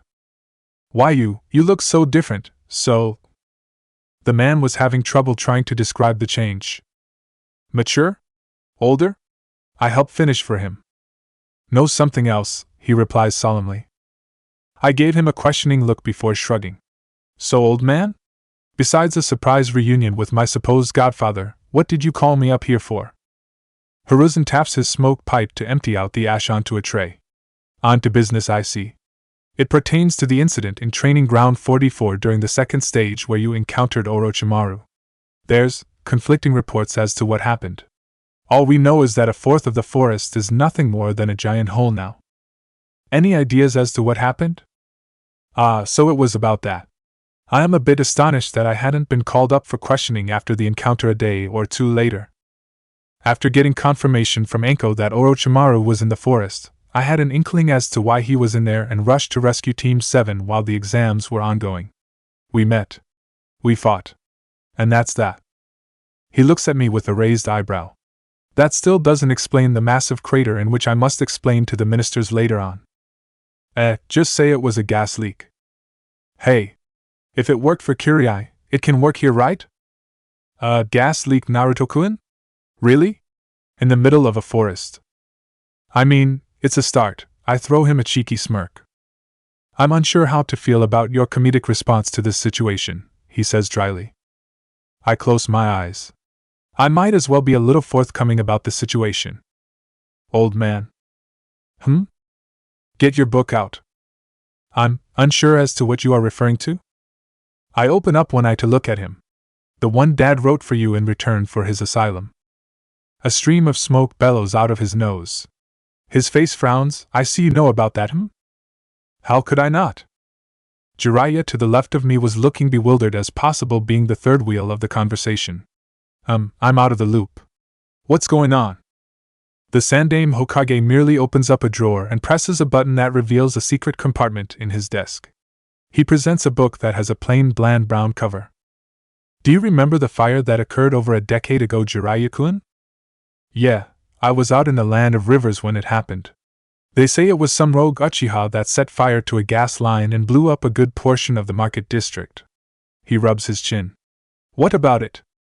A cover story that was fabricated to conceal what truly happened. Long story short, a portal opened up between this continent and the far west. Something spilled out and caused a massive fire outbreak. Now, where do you want me to open the book to, Naruto-kun? I don't know which chapter it's detailed in, but Dad must have made a reference to a list concerning 27 individuals. He sharply inhales. Surely you're not just assuming? I shake my head. Open it up. You probably noticed that the list has question marks to some of the numbers. Either some of the positions are still vacant, or there's no one that is capable of being a successor to the spot. Sarutobi rifles through the pages. Which one is he? No, you're asking the wrong question. You mean to ask who he is. There's nothing on the list except for, extra. The realization suddenly dawns on his face. Yes. No. He responds in denial and stands up, slamming his hands on the oak table. I figured this would be his automatic reply. After all, he had fathered the once young boy after his biological parents died and watched him grow up to be a monster. A mistake that he must surely regret to this day. The Orochimaru you know and grew up with is not Orochimaru. Sometime when he was growing up, the extra apostle ancestor known as Michael Roa Valdemjong assumed his body and took over. I'm almost positive that Dad made a note about him being nicknamed the Infinite Reincarnator, or the Serpent of Akasha. Jiraiya looks at me as if I grew a second head. I've known Orochi since we were little kids. This is sounding like some sort of wild story you conjured up out of nowhere. Then how do you explain his sudden obsessiveness for immortality? I ask calmly. Michael, to my knowledge and the church's, has reincarnated 17 times. With each incarnation, each individual showed an obsession with crafting perfect immortality. In each case they showed signs during their mid-20s. For your former teammate's case, he started a little later in his 30s. Jiraiya stops himself. I can see from his facial expression that what I said was all too true. I just don't want to believe it. Then let me make you believe it. Orochimaru came from a highly respected shinobi family, didn't he? Well respected. A prodigy in the making that only came once every other generation. He was calm, collected, had a high disposition among his peers, and had accrued significant political power and standing in the village. In fact, at one point he was in contention for the position of the fourth, wasn't he? Why yes, they both say. But then you both noticed the little cracks. The slips in that perfect facade of his. Those times when he's bloodthirsty and tears into his opponents with ease. Or those other times of showing arrogant superiority over others and enjoying the ability to toy with people simply because he can. And then, it all comes together when he becomes invested in his research. Countless hours toiling away in seclusion performing God knows what. They were speechless. All 17 of his incarnations share a similar story to how they lived and acted before they were eliminated. Need I go on? No, said a tired Hokage. He rubbed his eyes wearily. This has developed into something I would have never thought to have imagined. I think I'm going to need a stiff and long drink after this, mumbled Jiraiya. I can share your sentiments, said Sarutobi. So why do you think he's back here in Konoha? It was a question directed to the both of us. Well, I thought I had an idea beforehand coming into this, but after that? Not anymore. They both look towards me for an answer, to which I shrug. Multitude of reasons. He still assumes all of you are ignorant to who he really is, so he will still most likely masquerade as the vengeful student hell-bent on killing his former teacher and destroy his former home. And the other reason as this Michael person? I don't know honestly. It was a half-truth. Miram, and I suspect that he wants the massive ley line that's underneath Konohagakure no Sato for himself. It would be a massive boon to his research in thaumaturgy. The focal point was ripe for the pickings as it has been left in use for ages. But I wasn't just about to disclose that information to just anyone. Not even to the two in the room with me. The old man crossed his fingers. Then it would make sense for the sightings of Shinobi movement in our borders. Jiraiya-kun, any word from your contacts? What? Whispers really, but they say that he struggled to identify his former teammate. Orochimaru has been bolstering his forces for an attack. How daring of him. He must be quite confident. Well, he was always known to be extremely arrogant, I chime in. Yes, but he must have an ace up his sleeve if he thinks he can just march on our walls. True. There could be a multitude of things that Michael has concocted in secrecy. A magus that has been left alone for decades by himself with his magecraft had the ability to explore esoteric subjects without the fear of enforcers coming down on top of them was beyond dangerous. I'll call for a meeting soon to start activating the reserves and bring in patrol groups for the finals. I simply throw it all under the guise of added security for the festivities and foreign dignitaries visiting. How sly of you, Sensei. I can only hope it will be enough to mitigate any possible damage in the future.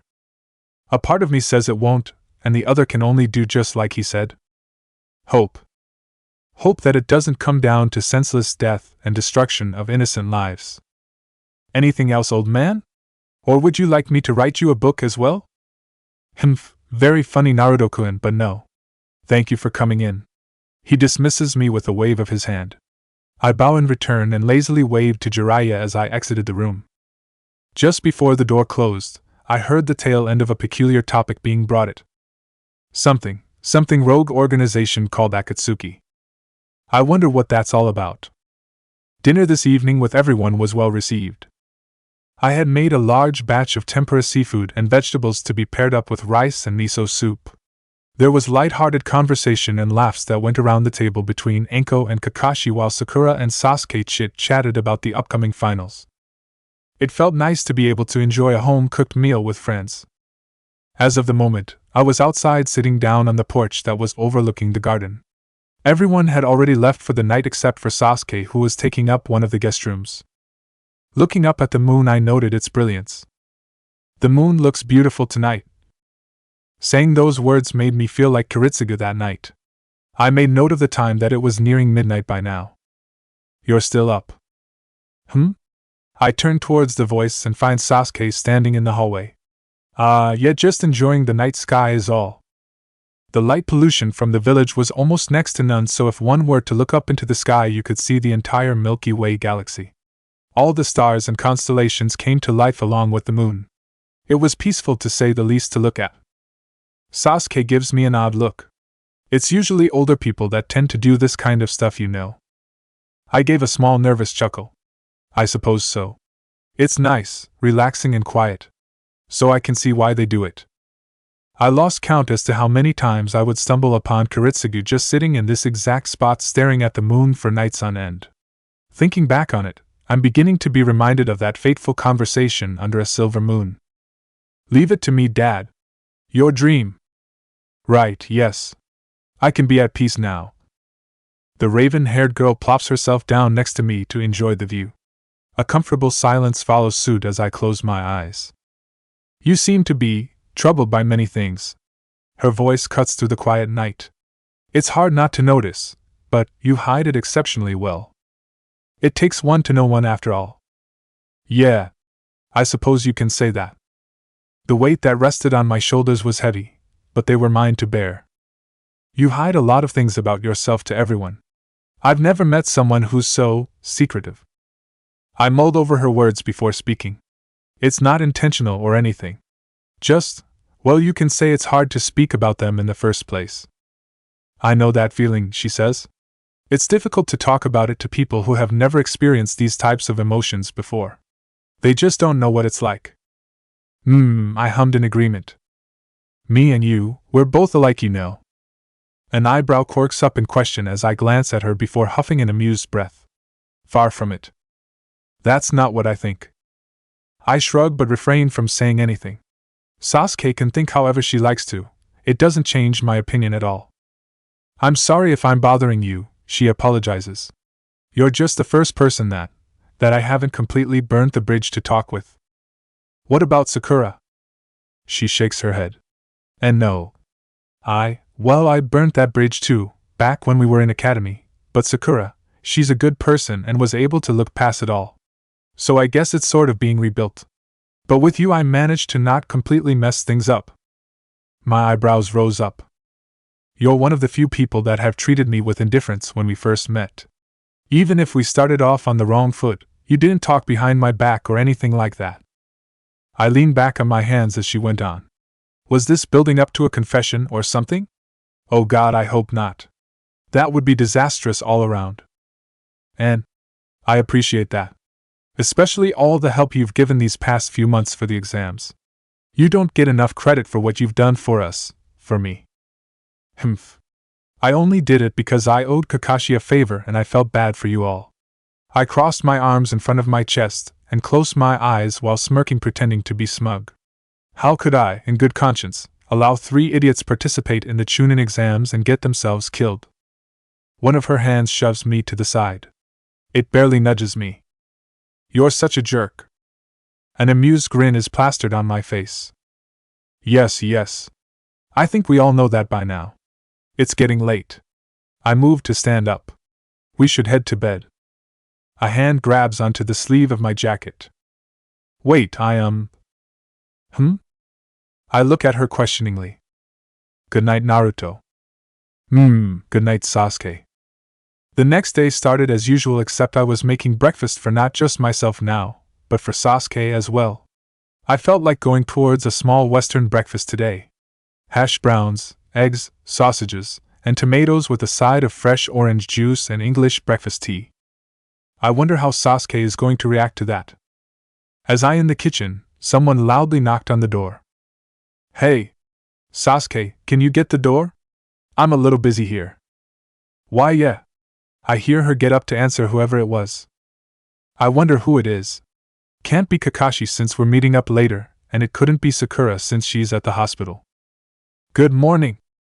The pervert's voice rings throughout the living room and kitchen. I grab a spare spatula and throw it over my shoulder. A satisfying smack can be heard. Bullseye. Use your inside voice, damn it. And what the hell are you doing here, you old perverted coot? Can't you godfather visit his godson and get to know him a little more? I heard him sniff. And man, what are you brewing up in the kitchen? It smells divine. Can I get one too? I grumble a bit as I toss in more ingredients to make another plate for him. Maybe if you'd asked me first before barging into my house. And I guess I can make a plate for you. But if you start shouting, I'm dumping it over your head. Why, you're Jiraiya. Jiraiya of the Sannin. The Sage of the Toads. Author of the Ika series. Her head swivels to me in the kitchen. You're his godson? What did I say about inside voices? I growled to her while brandishing another spatula, which causes her to shrink. And yes, apparently my real parents thought it would be a great idea to have him as my godfather. That's so cool. She stops as soon as she sees me raising up my projectile. I mean, lame that you have a pervert for a godfather? The girl recovers quickly. I nod approvingly. Breakfast is ready. I serve up 3 plates to them. And stop idolizing him. You're only feeding that pervert's ego, and it's already fat as it is. Sasuke flushes in embarrassment, and focuses on the food in front of her. She mutters a quick thank you before digging in. From the corner of my eye I saw her bite her lips before smiling happily. I wonder what that was all about. So you old pervert. What do you want? For a boisterous man, he had the manners to eat decently. Well, I was figuring you and I could get to know each other. Talk about what we've missed for the past decade or two. Maybe tell each other some stories? Or maybe even some of mine. He giggles perversely at the end. No can do. I'm busy helping Kakashi prepare his 2 students for the finals. Bah, it's in like 30 days. You have plenty of time to spare. Come on, I'll even owe you a favor or two. A favor by one of the Sanine? I guess I'll call it in right now. I'll use that favor right now then. Huh? Really? What'll it be, brat? Help prepare Sasuke and Sakura for the finals. Nope. Then that'll mean you owe me. What was he, a child? He was the one that offered first. I shrug. Well, that means I won't be able to hang out then. Oh, come on. Who can be that busy? You're like what? 18? 19? I think you'd have a lot more free time than us old folks. Well, Naruto actually is a pretty busy person. He's usually working on a couple of projects at home or helping Kakashi preparing us, Sasuke spoke, backing me up. God bless Sasuke for speaking up in my defense. Jiraiya crosses his arms and grumbles a bit. Fine. But if I don't like their work ethics, then I hold the right to refuse to help prepare them anymore. Got it, brat? Yeah, whatever, old man. I wave him off. They're hard workers, so I think you'll enjoy it. Besides, I think you're in for a surprise with the other teammate. And why's that? He throws me a suspicious look. Oh, you'll see. I had a shit-eating grin on my face. Shinaro. Sakura punches the ground with all her might, causing the earth to erupt all around her in a 50-meter radius. Holy shit. Jiraiya looks like he's about to crap his pants. She's like a pink-haired Tsunade. Told you, I said smugly beside him. Believe me now? Why, yeah. I guess I can show them a couple pointers. That was good enough for me. You better not half-ass it. I won't. My name is on the line now, so if they don't make it to the finals, it'll look bad on my part. Off to the side, I could see Kakashi teaching Sasuke the beginning steps to his original signature technique, the precursor to the lightning blade. With Jiraiya's assistance, their training will take leaps and bounds from here on out. I had the utmost confidence that the 2 women of Team 7 were going to be making a deep run in the finals. Hell, I'll say that they'll be the finalists, and meet each other in the last match. I take a moment to enjoy the scenery all around us.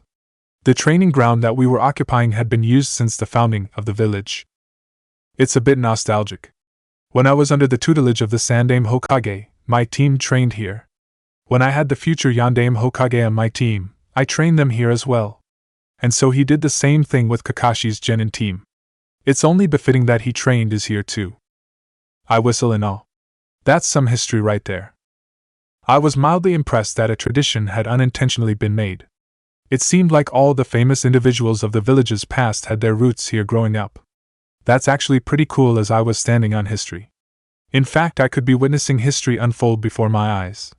Sakura and Sasuke do have the potential to become great. And then, for the most fleeting of moments, I felt a presence watching over us. Over me. I look around in the immediate area to see if I can spot the person spying in on us. What's up? Sense someone trying to peek on us? I didn't answer back. It felt vile. It felt evil. It also felt hollow. Empty. A bottomless dark pit. Right then and there, my body rejected what it was. My arm took that moment to go haywire and spasm out. I crunch over, holding it close to my chest. What the hell is going? What's going on with my body? My arm? Hey kid. Are you alright? What the hell is going on? Kakashi! Stop what you're doing and help! I clutched my head. Voices began to filter inside my mind. No, they weren't voices. Curses. Pain. Fear. Darkness. Hate. The ugliness of humanity. The darkness within all ourselves. I concentrate. Where was it coming from? How far away? Who was doing this? Who had the capability of intruding my mind? A connection between my mind and someone else had been made. It only lasted for the barest of seconds, but that was all they needed apparently. I'll track it back. It should lead me to a general direction. Everyone was crowding around me in concern. I pushed them away. I still had a hand holding my head in pain. I wanted it to stop. I expand my senses to its absolute limit. It was like a radar scanning for an object. A blip appears, but disappears. That's all I needed. My bow is projected in my hand and a magically infused arrow was quickly nocked. I drew the string to its fullest before letting it fly. Approximately 5.5 kilometers. That was how far away they were from my position. It was just barely out of my range, but I could scare them enough to interrupt whatever they were doing. The curses that were jittering around in my head quickly ceased, allowing me a reprieve from whatever that was attacking me mentally. The arrow must have hit its mark, so where was the explosion in the distance? Naruto? Are you okay? Talk to us. What the hell is going on? I don't know. I'm fine now. I stared off into the general direction of where I shot. It was like looking into the abyss. The longer I stared, I felt something stare back at me. A black-haired man was perched upon a branch overlooking the forest beneath him. He twirled a red arrow between his fingers, playing with it casually. Nice aim. He notes lazily. But not good enough. The person steps out into the light from the cover of the shadows. He crushes the arrow in his hand and absorbs the residual prana. He flexes his right arm that was covered in a ruined red shroud. The visible skin was light and fair. It was a stark contrast to the rest of his body that was dark-skinned and fully tattooed with ancient black glyphs. His blue eyes peered back at the person staring in his general direction. You can run, but you can't hide. After all, we have unfinished business between us and Miyakuen. Chapter 12, The Count to Zero. A man dreamt of the world's salvation. He dreamt a world where no one had to cry. He failed to make his dream become a reality. He sought to bring peace by killing. And so he killed and killed, all for the sake of justice. But when he had finally managed to save someone without killing, he realized he had went about it the wrong way. He realized he was never a hero in the first place. But to that boy who he had saved, he was a hero through and through. And so, that person whom he had saved declared to him that he would carry on his ideals and dreams to reach that goal. A world where no one had to cry. He sacrificed his life countless times, never asking for gratitude, never asking for appreciation. He gave his life for a better world and in return ended up there. There is what lied at the end of that dream. That man cut himself off from the world, losing a bit of himself with each person he saved, until finally his world that he dreamt of was empty. A world that was filled with nothing but swords. A barren wasteland that stretched on forever in every direction. It was there that another person found himself walking in the lonely plains and hills of swords. The same person, with the same ideals and dreams, but from a different timeline with a different route. Alone, he wandered aimlessly in his own world. Deprived of life. There was only the hazy smog in the distance that covered the once gleaming rays of sunshine that represented hope and a dream for a better tomorrow. He climbed up a hill of swords to the summit. All around him a dust storm rages on in his world. It becomes hard to see clearly in front of him. But the further up he goes, the wind dies down. The dust began to settle. His vision soon clears. A person could be seen in front of him that stood atop of the summit. Someone else was in his world. His attention was immediately drawn towards the sword next to the person. A familiar sword that had a fond remembrance in his mind and his heart. But there was something wrong with it. He recognized the sword, yet it was completely foreign to his senses. The sword was pitch black with red glowing lines. It was the complete opposite of the golden sword that he remembers. It was a vile thing. In a way, one could call it grotesque and unsightly. His stomach churned. He knew the sword. His mind knew what that sword is, but his heart refused to believe it.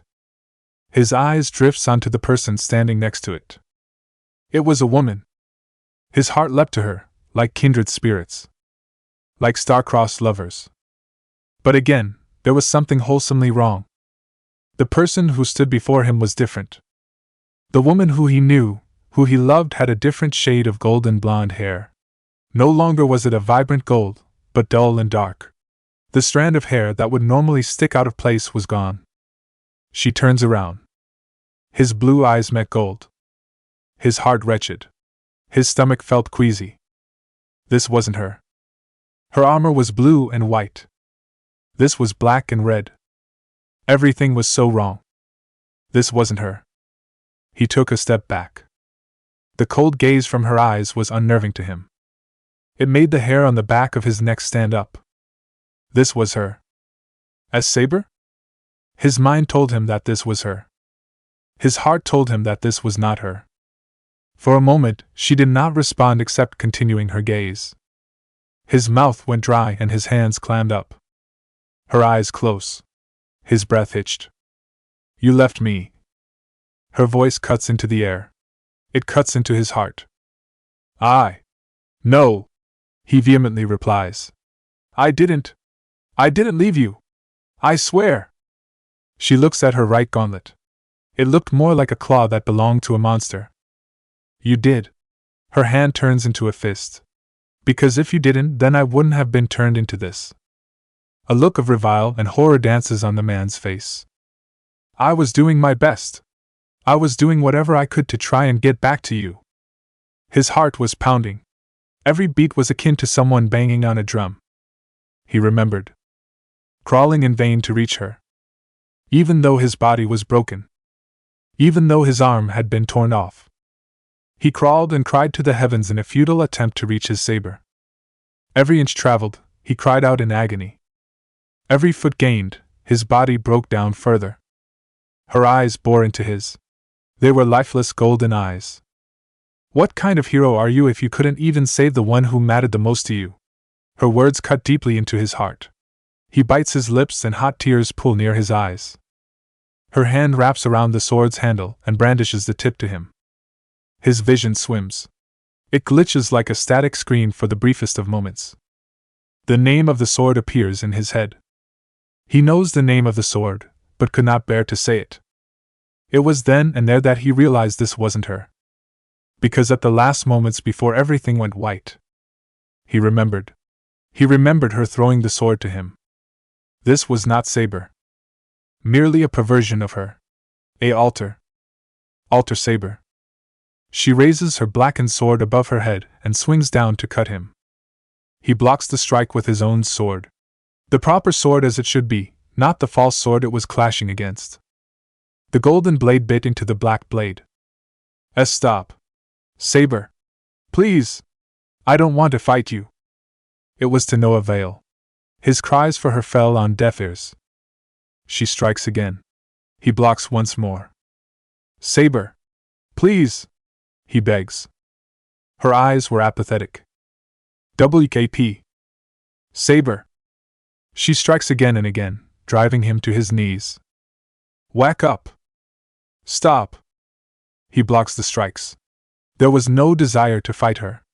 With every strike he pleaded her name. Saber. Saber. Saber. Naruto. Wake up. Naruto. Wake up. It's just a dream. Wake up. I jolt up in my futon in an upright position. My body was soaked in sweat and my throat felt dry as a desert. My heart was pounding like crazy against my chest. What was that? What in the actual hell was that dream? No. That wasn't a dream. It was a nightmare. One that was playing to my deepest fears and regrets. My hand rubs my forehead before running it through my hair in an attempt to calm myself down. Are you okay? I looked to the person and found that it was Sasuke, who was still in her pajamas, had woke me up. My throat was a lot drier than I thought it was. I'm fine. It came out hoarse. You were screaming Saber over and over. And when I came into your room, you were sprawled out on the futon just writhing around. Are you sure you're okay? I could hear the concern in her voice. I'm fine. I swear. It was just a bad dream. I wince at how bad my voice sounded. Sasuke purses her lips together. I'll go get you some water. She leaves the room. Those dreams again, Amiya-kun? Asked Miram. I nod. Yeah, ever since that day when we were all training. It's becoming progressively worse. Each dream more vivid than the last.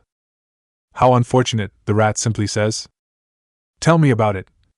I haven't had a decent sleep in over a month, I complained. It's either a bad dream or too much thinking going on in my head that keeps me awake. I glanced at the clock near my bedside. It was 5 in the morning. That meant I only had maybe less than a handful of hours of sleep. If one could call it that anyways. I'm back, announces Sasuke. Here you go. She hands me a glass of cold water. I thank her before chugging the water greedily. It was gone in the blink of an eye. My throat immediately felt better with the cold liquid soothing it as it went down. Sorry if I woke you up. Sasuke looked like someone who was sleeping relatively peacefully before they were abruptly awoken by someone or something. It's okay really, been there before so I know how it feels haha, she laughs lamely at the end. I don't doubt it. I run a hand through my hair. Well, you might as well try and go back to sleep. I'll have breakfast ready at the same time as usual. There was little chance of me getting any more rest after that. I was going to start my day earlier than usual. Are you sure you're all right? I wave her concerns away with a hand. Yes. No need to worry about me, I'll be fine. Okay. Sasuke seemed to protest but relented at my behest. The room was quiet once more as she closes the door. While I'm only the left arm, I can still run an analysis on you and your arm if you'd like, suggested Miram. No point, but thanks for the offer. It's better if we focus on the source and not the symptoms. The rat sighs. If you say so. I'll be returning to my beauty sleep then. Let's talk some more at breakfast to Miyakun. He scurries out before I could protest. Miram doesn't like to leave open ends to problems. I scratch my head. This is getting harder and harder. It was 8 in the morning by the time I stepped into the kitchen. I turned on the gas for the stove and cracked some eggs into the pan. Eggs, bacon, and toast for this morning's breakfast. I wasn't feeling up to the task of making something elaborate for the first meal of the day. Japanese wasn't appealing to my stomach, nor was Chinese as of late. Western dishes were starting to become commonplace for the meals I cook nowadays. I chalk it up to it being a flavor of the month or some sorts. Besides, it was quite amusing to see everyone look at their plates curiously before digging in. A foreign dish was extremely uncommon and out of place in this part of the world.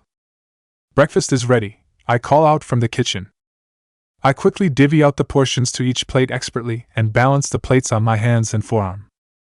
Kakashi and Sakura had arrived not too long ago to go over some things about the festival. Ooh, what is it this time, Naruto?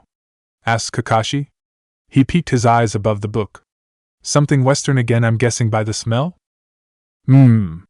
I placed the plates in front of everyone. Just something simple today, nothing fancy. Sakura claps her hand together happily. Well, it smells amazing as usual, Naruto-kun. You should hear the comments my coworkers make at the hospital when I bring in the homemade lunch you make for me. My eyebrow quirks up. That's a first. Oh? What kind of comments? Envious for the most part, but a twinge of jealousy. Hospital food really does suck, especially the cafeteria ugh. I allow myself a small chuckle. Seems like it's a universal thing with hospital food being really crappy. Thank you for the food, said Sasuke to the left of me. She delved towards the tomatoes first as usual. I couldn't help but notice that she had a rather large preference to tomatoes. It was to the point I began to add them to her plate or dish if I had the chance. I hummed in acknowledgement. My eyes glance around. Where was Miram? Kakashi must have noticed as well. Miram gone as usual? My shoulders shrugged. I guess so. He was supposed to be here, but something must have come up. Oh well. So Naruto, will you be enjoying the festivities tonight? I haven't given much thought to it. I've been completely busy this entire month helping draw up battle plans for Sakura and Sasuke, confrontation scenarios for Valdemjong, and delving through more dusty tomes and books about the history of the land. I don't know. I might just skip out and finalize the plans for the tournament. If I were honest, I was apathetic to the whole festival. I haven't been much of a celebrating mood for the past year or so, especially with my lack of sleep as of late. All work and no play makes for a dull life, the man across from my comments. And I thought I was a workaholic. You should take a break, Naruto. It's just for one night and I think Sakura and Sasuke wouldn't mind if you accompanied them to the festivities. I jab an accusatory fork at him. My life is far from dull, you ass. I got a lot on my plate, you know this. He holds his hands in front of him in a placating motion. Scarecrow is right, you now. The king of rats drops down from the ceiling onto the dining table. Take a night off, Amiyakun. You and I both know you need it more than anyone else. Damn it, where did he come from? Miram, where've you been? Oh, here and there, you know me. My loyal subjects were calling to me, and as king it was my duty to listen to them. Oh, is that bacon? Don't mind if I do. He swipes a slice of bacon off my plate. That thief. But yeah, take a break and get out of the house you shut in. I'm tired of babysitting you every day. A rat can only take so much before he goes crazy. I protest, but... Oh? What's that? The rat's paw cups an ear. Yes, Miram. I'll go out tonight and have some fun. I'm sorry for being a stubborn jackass and not giving you the respect you deserve. How fantastic. There you go. Sakura, Sasuke, he's all yours for the evening. What? Was I being kicked out of my own house by Miram? That's wonderful, Naruto, Kakashi said cheerily. Miram-san, you're quite the negotiator. Oh no, they were teaming up on me. Sakura. Sasuke. Kakashi addresses his two female students. Make sure the stick in the mud here has some fun tonight. God knows he needs some of it in his life right now. Hey, what's that supposed to mean? So we're all in an agreement that Naruto is attending the festival, right? Said Sasuke with a smirk. Everyone in the room nods. My eyes narrow in irritation at everyone before I sighed in defeat. Alright, fine, I'll go. I throw my hands up in the air in exasperation. Quit giving me those looks, geez. They all had a smug look on their face. Even that insufferable rat, Miram, was giving me a haughty look with his arms across his chest. Maybe it wouldn't be so bad to let loose once in a while? The autumn weather brought the temperatures down a fair bit. My normal red and white jersey zip jacket was replaced with a slightly thicker black hooded coat. Everyone else wore thicker clothing as well to adjust to the weather. Although I don't think it mattered too much with the throng of people enjoying the festivities. People from all nations on the continent were having a merry time participating in all the carnival games. Food stalls were packed, cheering and clapping could be heard all around as people won games, and joyous laughter was in the air from the shows on display from various theater works. It filled me with a sense of joy at everyone being at peace with each other. This was what Kiritsugu would have wanted. What he wished the world was. Sakura and Sasuke were flanked on either side of me as we maneuvered through the crowded street. The main avenue of Kanahigakure was absolutely packed. I look around myself to see if anything would grab my attention. As of the moment, nothing was really piquing my interest. If I were honest, I was looking for something that had to deal with a little bit of skill. Something like a ring toss, maybe? Or pitching a ball at stacked bottles. Or better yet, if they had an archery contest of some sort. One could only hope, really. So what would you two like to do? I'm a bit impartial to everything if you asked me, so I don't mind much of anything, I said to the two girls. Sakura puts a finger on her chin. Let's keep looking around. Everything looks so packed and I don't feel like wasting too much time waiting just to play. True. Sasuke? How about you? Her response is one of indifference. Never really came out to these festivals before. Usually just, well, you know. Was my lame response. As we walked, a stall captures my eye. It was a small game of archery with the arrows being suction cups. One had to hit the plates as they were tossed either to the left or right. There was a total of 10 targets you had to hit, and the closer you were to the center, the more points you gained to receive a better prize. Sounds easy enough, and the stall wasn't too packed as well. I glanced to my left and right. I might as well attempt to get them something decent to make the night a little enjoyable for them. Hey, let's go try out that stall. I point over to it. Looks pretty fun and it'll start off the night for us. We walked over and the man running the game stall greets me with a smile. Hello, lad. Interested in a game of accuracy? Can get you something nice for the lasses next to ya. How much for a game? I ask. 500 yen. If you can get all 10 of the plates, you'll be able to get a big prize. If you're skilled, that is. The man was challenging me. A small smirk plays on my lips. I'll take that challenge on any day. I was going to make him regret doing that. 2 games then, old man. I fish out my wallet and slap 1,000 yen on the counter. Oh. How about we make things a little interesting too by playing both rounds at the same time? He looks at me as if I were crazy before he shrugs his shoulders. You're lost, lad. I simply smile at him. He sets down a quiver of 20 arrows and a toy bow. I test the tautness of the string and flexibility of the bow. From a quick analysis of the bow, its draw weight was only 10 pounds. If I were to pull 15 or 20 pounds, then the string would snap and would to crack. I take out all of the arrows from the quiver and hold them with the bow hand and some in the draw hand. My action garners some strange reactions as I notice from my peripheral vision that various people were staring and pointing at me. Even the stall host gave me a questioning look. It was an ancient technique that fell out of popularity with the introduction of gunpowder and rifles. The speed shooting technique had Arabic origins that dated well over 5,000 years ago. It was vastly different in comparison to how Kyudo is taught on how to fire an arrow from the bow. They'll understand soon enough once they see it in action. He pulls a lever and the game starts. An arrow was already knocked and let loose as soon as the plate appeared. Bullseye. 2 at a time. 1 from either side. They too were shot down dead on in the center. There were only 2 arrows left on my draw hand. Those were quickly shot as well. The rest were being held by my bow hand. I soon fell into a rhythm of drawing an arrow from my left hand, pulling it back and sending it flying to the targets.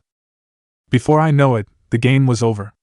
Not a single plate had managed to get to the center of the stage as they were quickly shot down as soon as they appeared.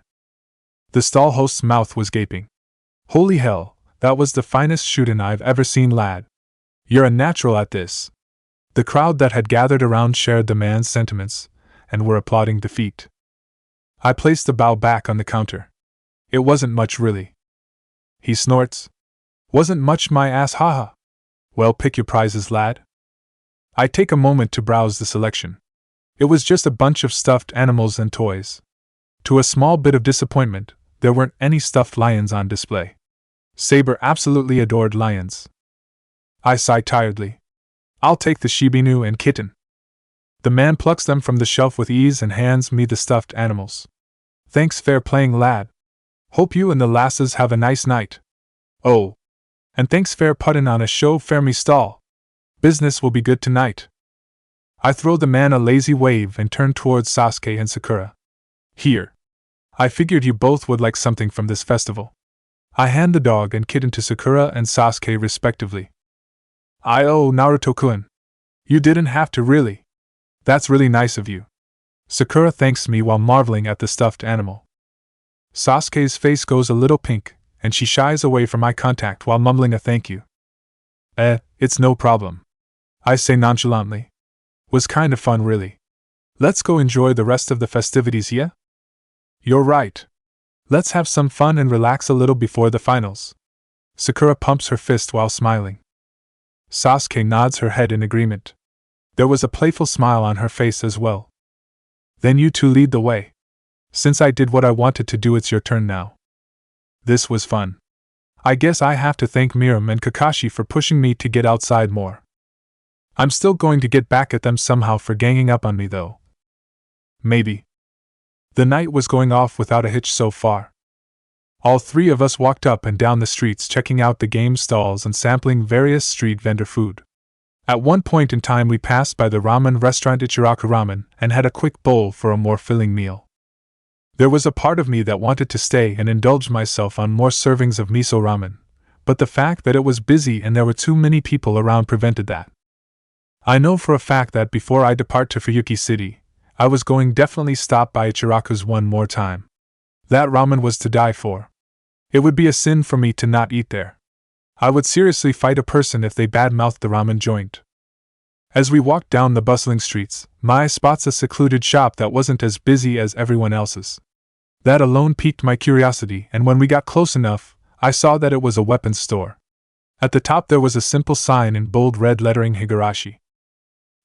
Wasn't that one of Guy's students' last name? Tenten, if I recall correctly. Hey, let's stop here and check this place out. The sign said they were still open, so it shouldn't hurt to take a look. Sure, says Sakura. But Sasuke on the other hand seemed unsure. Hey, what's wrong with you? She rubs her arm and looks the other way. Well, you see, I'm not exactly welcomed in there. And why's that? What did you do, steal something from them? I wave her off. Don't worry, you'll be fine. Now come on, besides you need a new sword. I drag her into the store despite her insistence on staying outside and waiting. The size of store was respectable. It wasn't too large, yet not too small to where it would feel cramped with the numerous weapons on display. The chiming of the bell going off alerted the store's owner, and the sound of a middle-aged man's voice could be heard from the back. Hold up!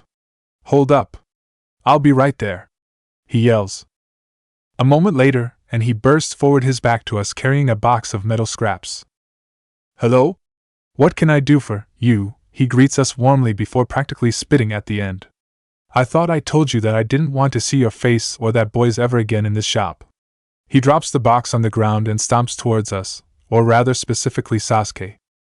Whoa, where did all of this hostility come from? Hey, I step out in front of Sasuke. What's going on here? What's got you so riled up because of her? Yes, she can be a moron at times, but she's become a little decent as of late. Humph, the man crosses his arms. As if I believe that bullshit.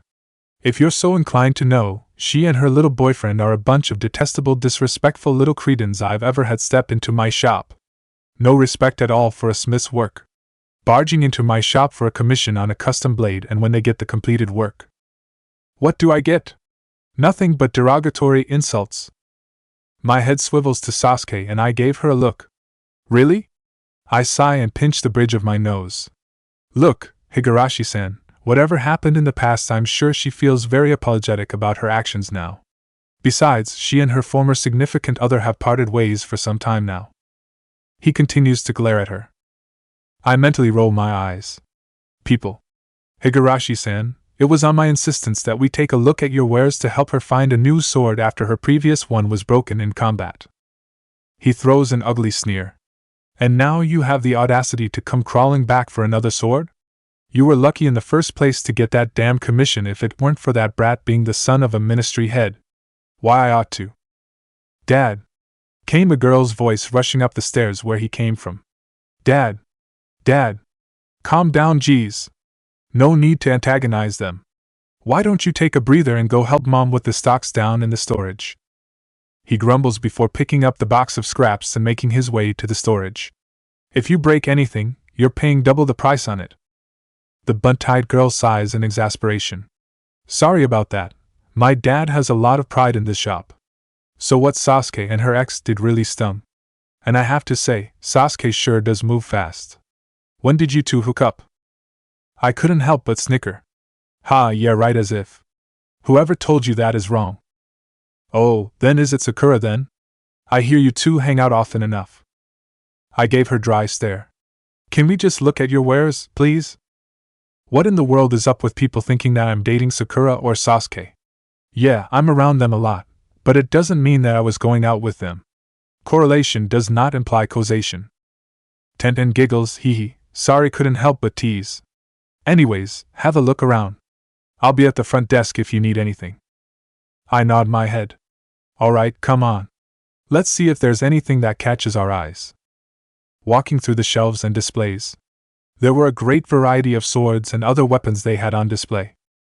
There were plenty of katanas and the often paired wakizashi, along with less traditional combat weapons such as war fans, scythes, and sickles.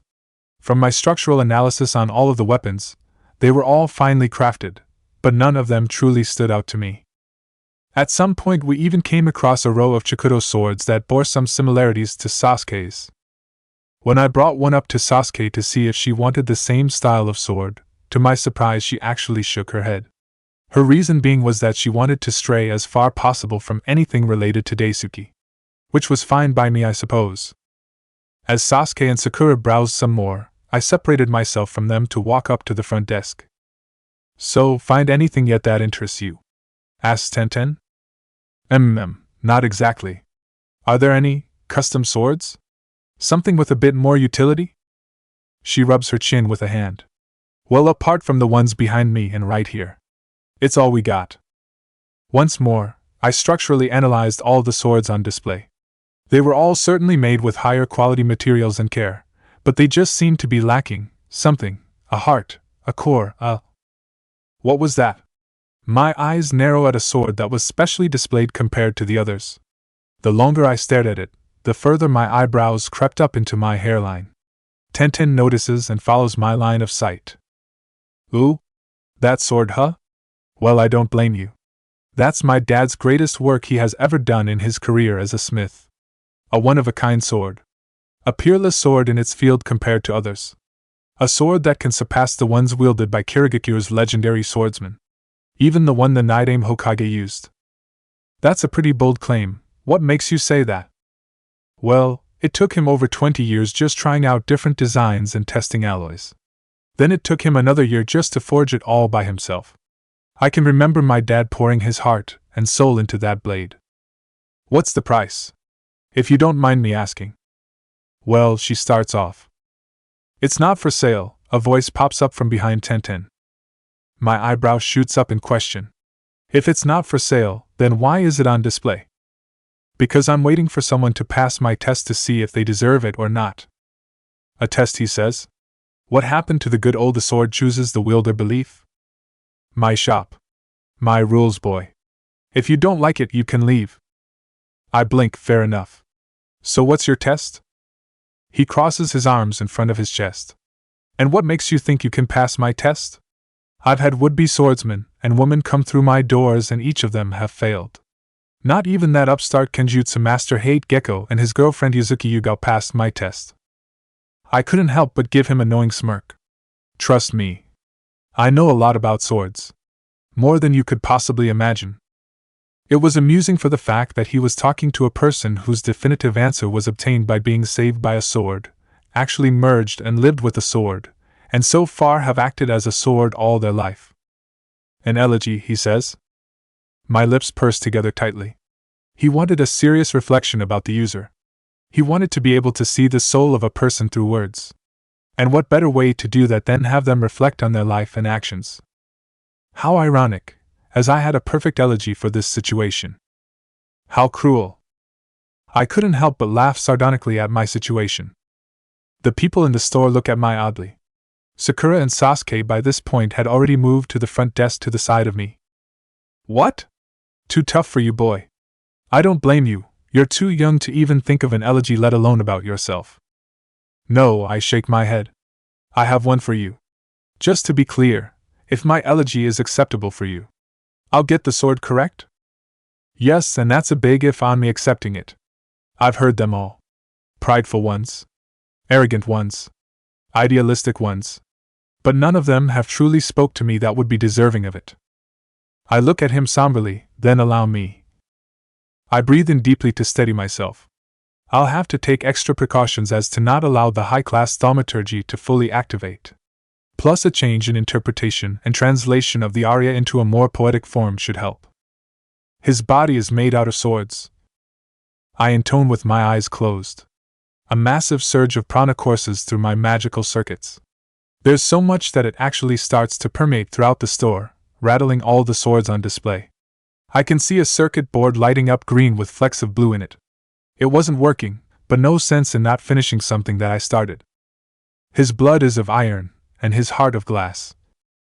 I could hear everyone distinctly step away from me. A draft picks up in the store and begins to surround me. I try my best to suppress as much of the latent magical energy as possible. He survived through countless battles. Now the floorboards began to shake. All the dirt and dust in the room lifted up into the air. It can feel it swirl around me. Not even once retreating. Not even once being victorious. A jolt of pure prana arcs throughout my circuits. Magical energy at 10 times the capacity of the circuit breaks its foundations trying to escape. I crush it back into me. The bearer lies here alone, forging steel atop a hill of swords. The magical energy rages around inside my soul. It was begging for release, to assert its authority upon Gaia's reality marble. This body was a circuit specialized to use this one magic from the very beginning, so it would only be reasonable for it to act that way. Thus, this life needs no meaning. My whole body was trembling from the raw input of prana that was being generated. It felt warm yet cold. The magical energy in my circuits attempt to break its foundations once more to escape. And I use 100 circuits to take in 1,000 times the capacity. I had to be careful as to not break the world and reform it. But I wasn't sure if I could, or rather should, finish the aria. This body is made. Stop! I opened my eyes in surprise to see who stopped me. It was the man himself. Stop! Please, he begs. No more. I have heard more than enough. I release a breath that I didn't realize I was holding. Ha! You, his voice croaks. What was that? An elegy. I know that, but that elegy, that wasn't normal. That was something else. Somehow. I don't know how or why, but I could feel all the swords in the room just call out to you. I closed my eyes once more. You wanted an elegy. So I give you one. I know what I said, boy, he snaps. But what I felt, no, what I saw was something unnatural. Something surreal. As if there were a world filled with nothing but swords. My eyes bore into his. I think you're just looking into it far too deeply. Those eyes, your eyes aren't human, boy. I am very much human, old man. What am I, a monster? No, a machine masquerading as a human. The room suddenly felt extremely uncomfortable. The air was stiff and the hairs on my skin were beginning to stand up. His statement made the shop go dead silent. A sharp glance around made me aware that this shop was totally empty besides the five of us. How fortunate that no one walked in at the time, as they would have witnessed a standoff of sorts. So, do I pass? I break the silence and change the subject. He sharply inhales. How can I deny someone such as yourself after hearing that sorrowful elegy? Tenten, get the sword for me, please. The brunette rolls over a nearby stool and grabs the sword off of the display. She quickly hands it off to her father before he presents it to me. He slightly pulls it out of its sheath before shoving it back in with a soft click. Henceforth, this sword shall be by your side. Its fate is now your fate. His words startle me. Those words were the exact same ones that she said to me on that fateful night. The pact is now sealed. He places the sword in my hand and turns to his daughter. Tenten, show the customers out, please, and help me close up the shop. We're done for tonight. She was sounding a little speechless. Yes, father. Please, this way. Tenten guides us out the shop before bowing as we left, and closes the door. Deja vu much? So, that elegy of yours, Naruto. Sasuke speaks up. Her voice takes my attention away from the sword. Don't worry about it. You wouldn't understand much of it anyways. I pulled the sword out of its sheath a little bit for a look. The more I held onto it, the more I appreciated the forge master's work and effort that he placed in it. It really was a one-of-a-kind sword. I push it back into its sheath with a snap and sigh. Too bad my heart belonged to another sword entirely. This sword was in its infancy compared to the one that I held. Here you go. I hold it out to Sasuke. Really? Are you really just giving it to me? My eyes roll. No, idiot, I'm joking. I conked her head lightly with the pommel of the sword. Of course I'm giving it to you, geez. You need a new sword and I certainly don't need one. Sasuke rubs her head. Thank you. Thank you so much. And out of nowhere she pulls me in for an embrace which shocks me. My whole body tenses at the action. It begins to shake uncontrollably. Senpai? I blink and the image of a purpled-haired girl that I tried to save looks back at me. When I blink again, it's gone. Naruto. Are you okay? Said a concerned voice. I look to my left and see Sakura shaking me out of my stupor. A hand rubs my head as I shake it off. I am fine, yeah, I'm fine. I'm okay. You went catatonic on us for a moment. Are you sure you're okay? She asks once more. Yes. I snap at her. I said I'm fine, okay. They both give me a strange expression and I look away. I take a moment to even out my breathing. I had almost lost control of myself right then and there. If you say so, muttered Sakura. She gave me a concerned look telling me that she wasn't going to give up yet. I sighed tiredly, sorry, just bad memories is all. I didn't feel like further explaining it and changed the subject. How about I give you some details about your sword, Sasuke? Sure, she says with a small smile. Her hand grips the handle and pulls the blade out cleanly from its sheath. all three of us take in its beauty momentarily. So, I guess at first glance you can say it bears some similarities to your old sword in the style of a straight-edged blade. Its official style is called a Kisaki Morohazukuri, developed maybe 100 or so years ago. I start off with appearances first. As you can already tell, it's a unique design in the fact that it's a double-edged blade instead of a traditional single edge that Nihonto blades are known for. What's the length of it? Sasuke asks. It's certainly longer than my old sword. From pommel to tip, it's exactly 90 centimeters long. The hilt is 16 centimeters long while the blade is 76 centimeters. Along with that, there's a slight curvature that's almost imperceptible to the eye. The numbers were just filling my eyes at this point as I stared at the sword, which would be 0.721 degrees. The weight of the sword is fairly light, coming in at 1.8 kilograms. Sakura whistles off to the side. You know, I will never not be amazed at how you're doing all of this. Agreed, Sasuke says eagerly. Tell me more, please. I shrug my shoulders. All right, continuing on, the sword is fairly light considering it's a special steel alloy. The steel used was traditional Tamahagane and a thing called a Universal Chakra Reactive 5160 steel.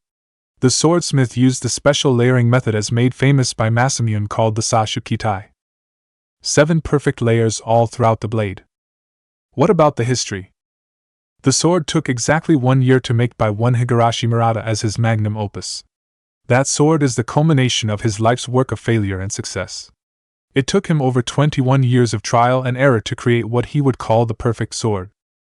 With that, he folded the alloy exactly 21 times, no more no less, creating exactly 2,097,152 layers. It was my turn to whistle. Higurashi Murata went all out.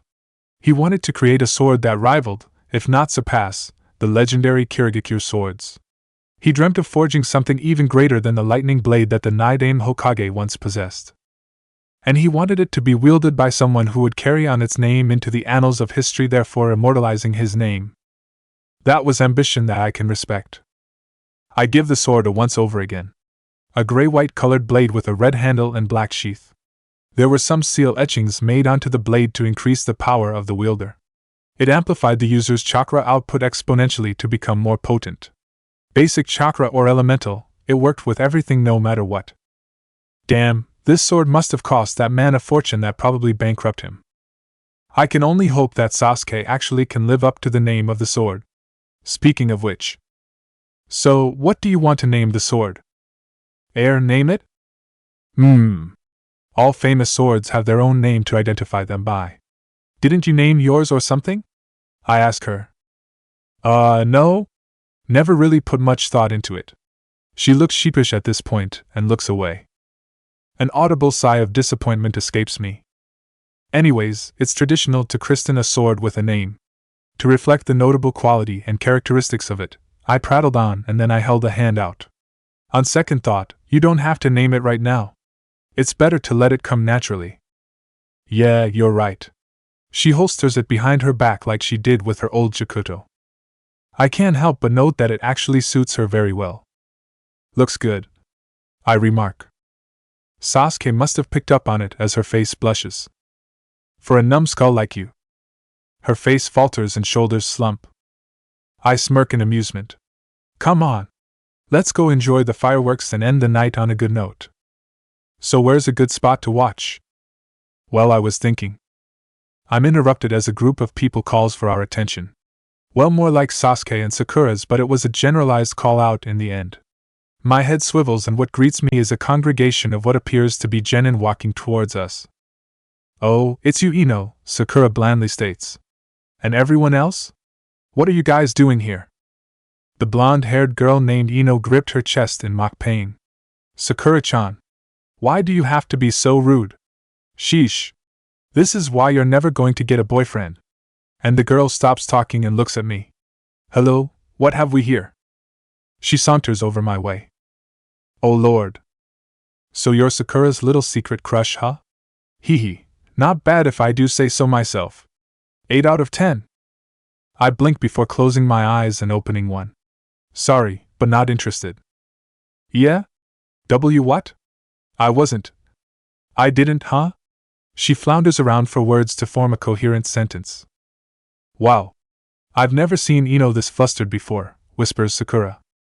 Well, first time for anything, I suppose. Anyways, a black-haired teen stepped in and spoke up. We came over because we saw Blondie and Sasuke hugging it out. Some of us, he glares at a brunette-haired teen and his teammate, got curious and wanted to say hi and be nosy. I gave all of them a cursory glance. They all looked to be in my age group of 18 or 19. All normal-looking people that seemed to stick close to their social circle of friends. I'm sorry that you have to deal with Ino on a constant basis, Shikamaru, apologizes Sakura. He shrugs, you'd get used to it. I see Sasuke is here too, I guess all that crap that Ino spouted was true. At this, Ino shoves Shikamaru out of the way. So is it true? You dumped that rat-faced snobby bastard Daisuke? Whoa, where did that come from? I look to Sakura for information. Her faces tells me it all. Daisuke had a terrible standing with everyone here. No surprise there with how he usually acts. Yeah, she shrugs indifferently. It was the other way around, but I'm over it now, have been for a while. Phew, Ino wipes off her brow. I can already tell you're a lot less bitchy and haughty now that you're hanging around with decent people. Ino gives me a narrow look. Well, I think. Ha ha, I respond with a dry laugh. You're about as funny as a graveyard. Ino hissed, wow, that's harsh.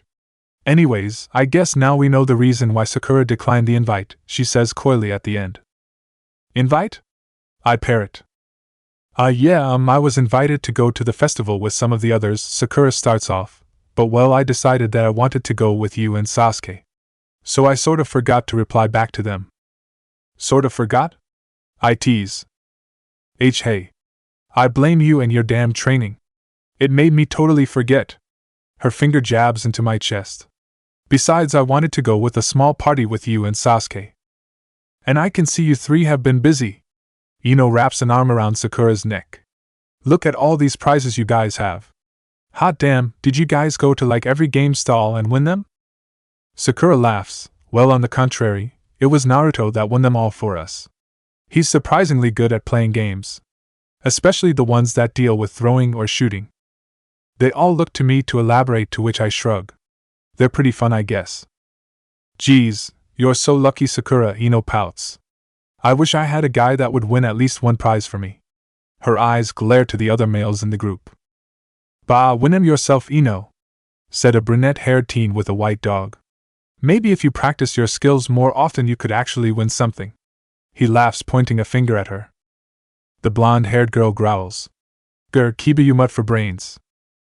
I snort and roll my eyes. What a strange and large group of friends Sakura and Sasuke have. It felt a little bit crowded now. A bit too much for my tastes. Anyways, are you three going to watch the fireworks? Lazily drawls Shikamaru. Yeah, we were actually deciding on where to go, I answer him. Want to tag along with us? We were actually on our way before Ino sidetracked us. I look to Sakura and Sasuke. Depends on these two whether they want to or not. The aforementioned girls both looked to each other, and shared a grin that I didn't like. One moment my arms were free. The next, Sasuke and Sakura looped their respective arms into mine and dragged me off. Nope. It's a Team 7 celebration tonight, Sakura says on my left. Sasuke follows her up on my right.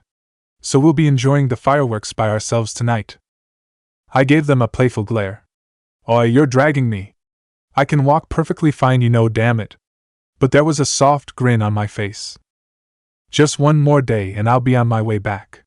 I want to tell them sooner or later, but seeing how much fun they were having so far, I couldn't bring myself to do it yet. Tomorrow after the tournament, I'll break it to them. I can only hope it goes down well. As we left the area, I couldn't help but feel as if there was a set of eyes watching me from a distance for a fleeting moment. When I make a glance back, I find nothing. Strange. Hey, come on, Naruto. Sakura and Sasuke tug on my arm some more. Quit being so slow. It distracts me and the strange feeling of being watched goes away. I said it, quit dragging me and let go of my arms, damn it. You're causing a scene. On the other side of the village in the main communications relay near the Hokage building, Solomon Miram was sitting inside one of the rooms in front of a monitor talking to someone over the line with an annoyed tone. What do you mean you'll be late, Rin? She responds in exasperated voice detailing the mechanical problems on the airship and the slow process for immigration and customs. Miram's tiny paw drags across his nose. Of course there always has to be some sort of problem on the way. Murphy's Law, my ass. Where's Amiya when you need him to fix things? Oh wait, he's with me.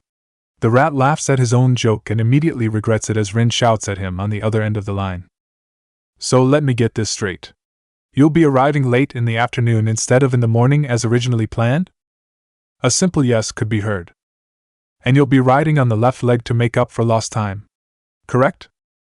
Another yes. Oh, by all that is the route. That's going to go over so well tomorrow.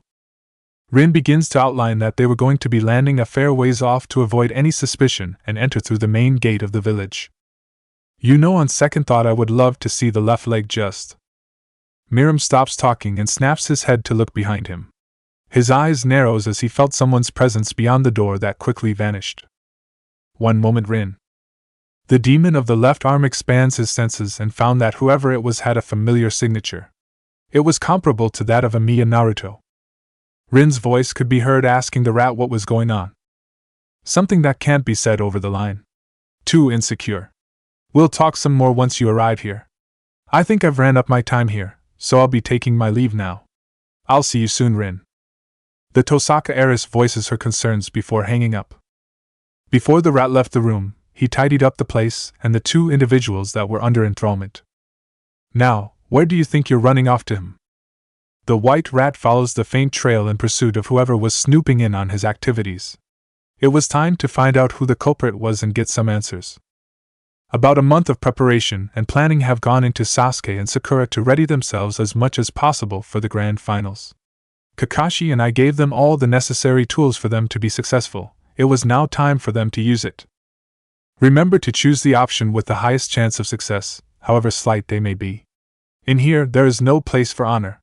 Even if your fellow peers decry you for dishonor, it can be washed away with success.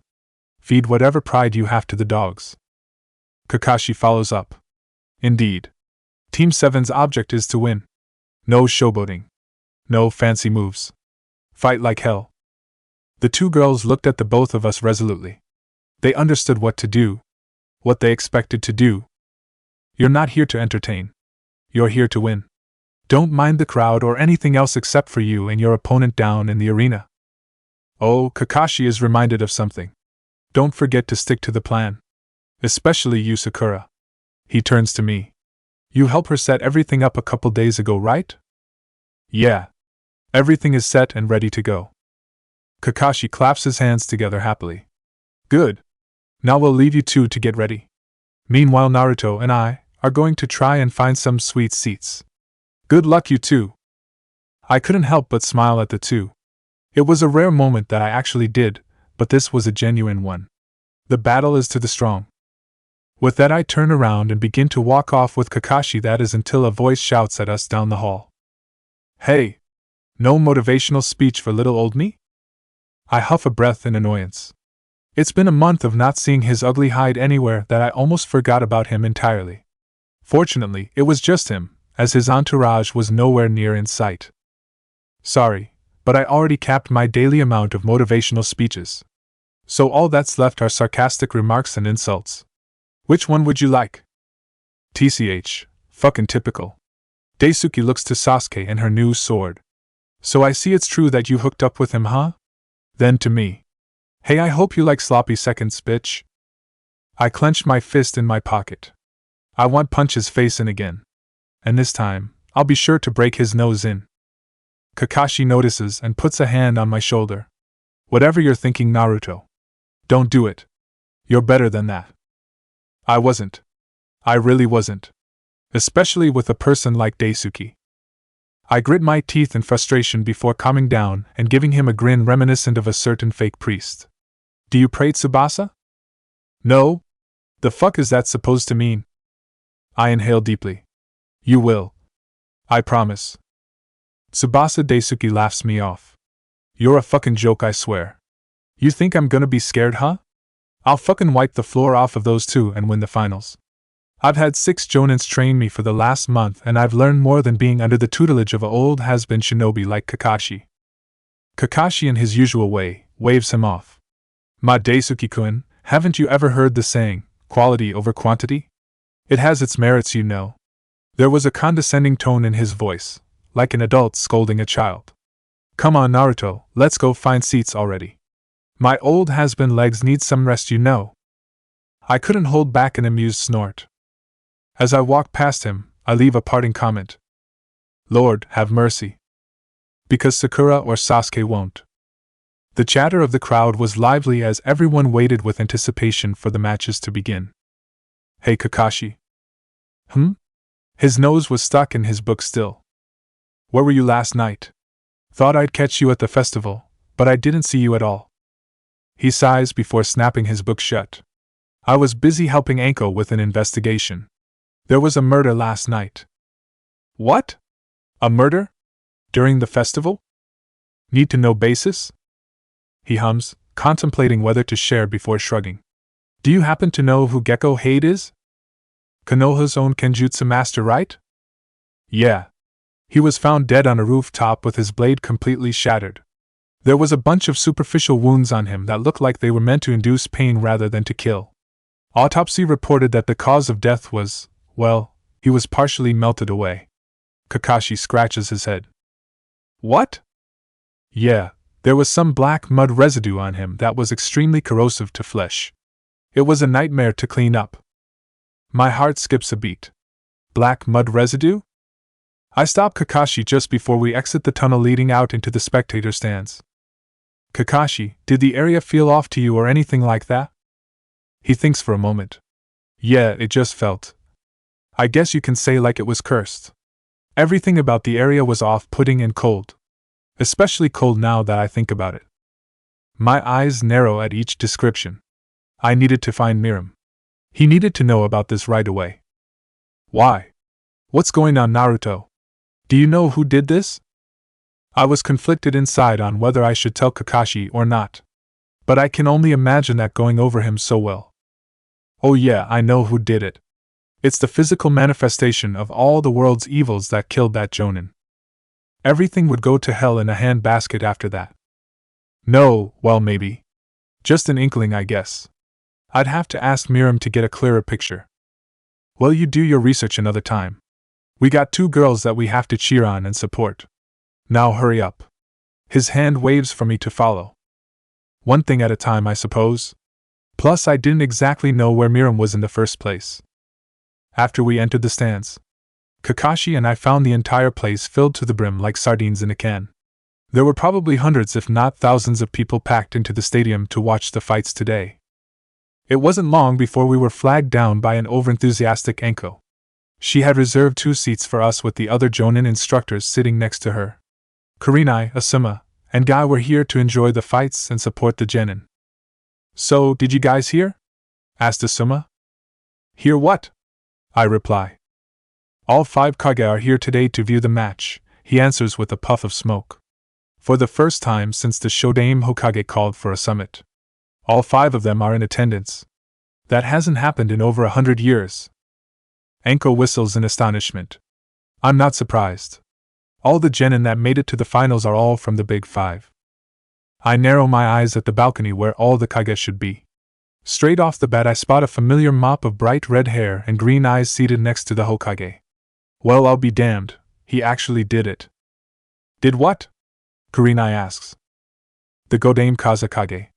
I guess you can say I know him. Not sure if he'll remember me though.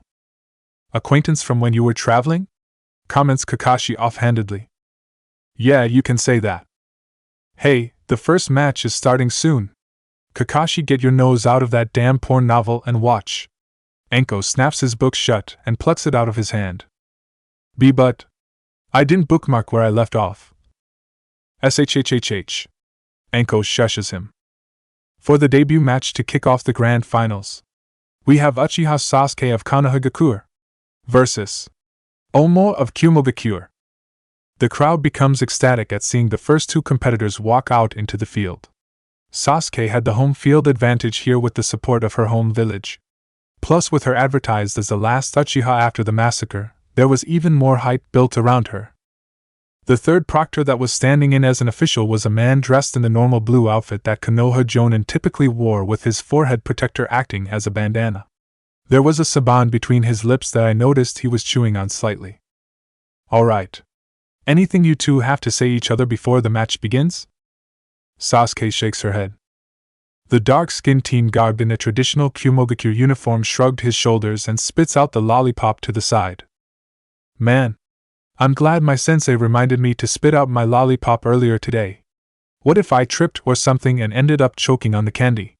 And then what if I started freaking out and released a whole bunch of jutsu that pierced like a gas line or something? And then what if it ignited and destroyed like a part of Konoha? The teen frets and exaggerates over nothing. Sasuke gave him an incredulous look as she wondered how the thought process went that far.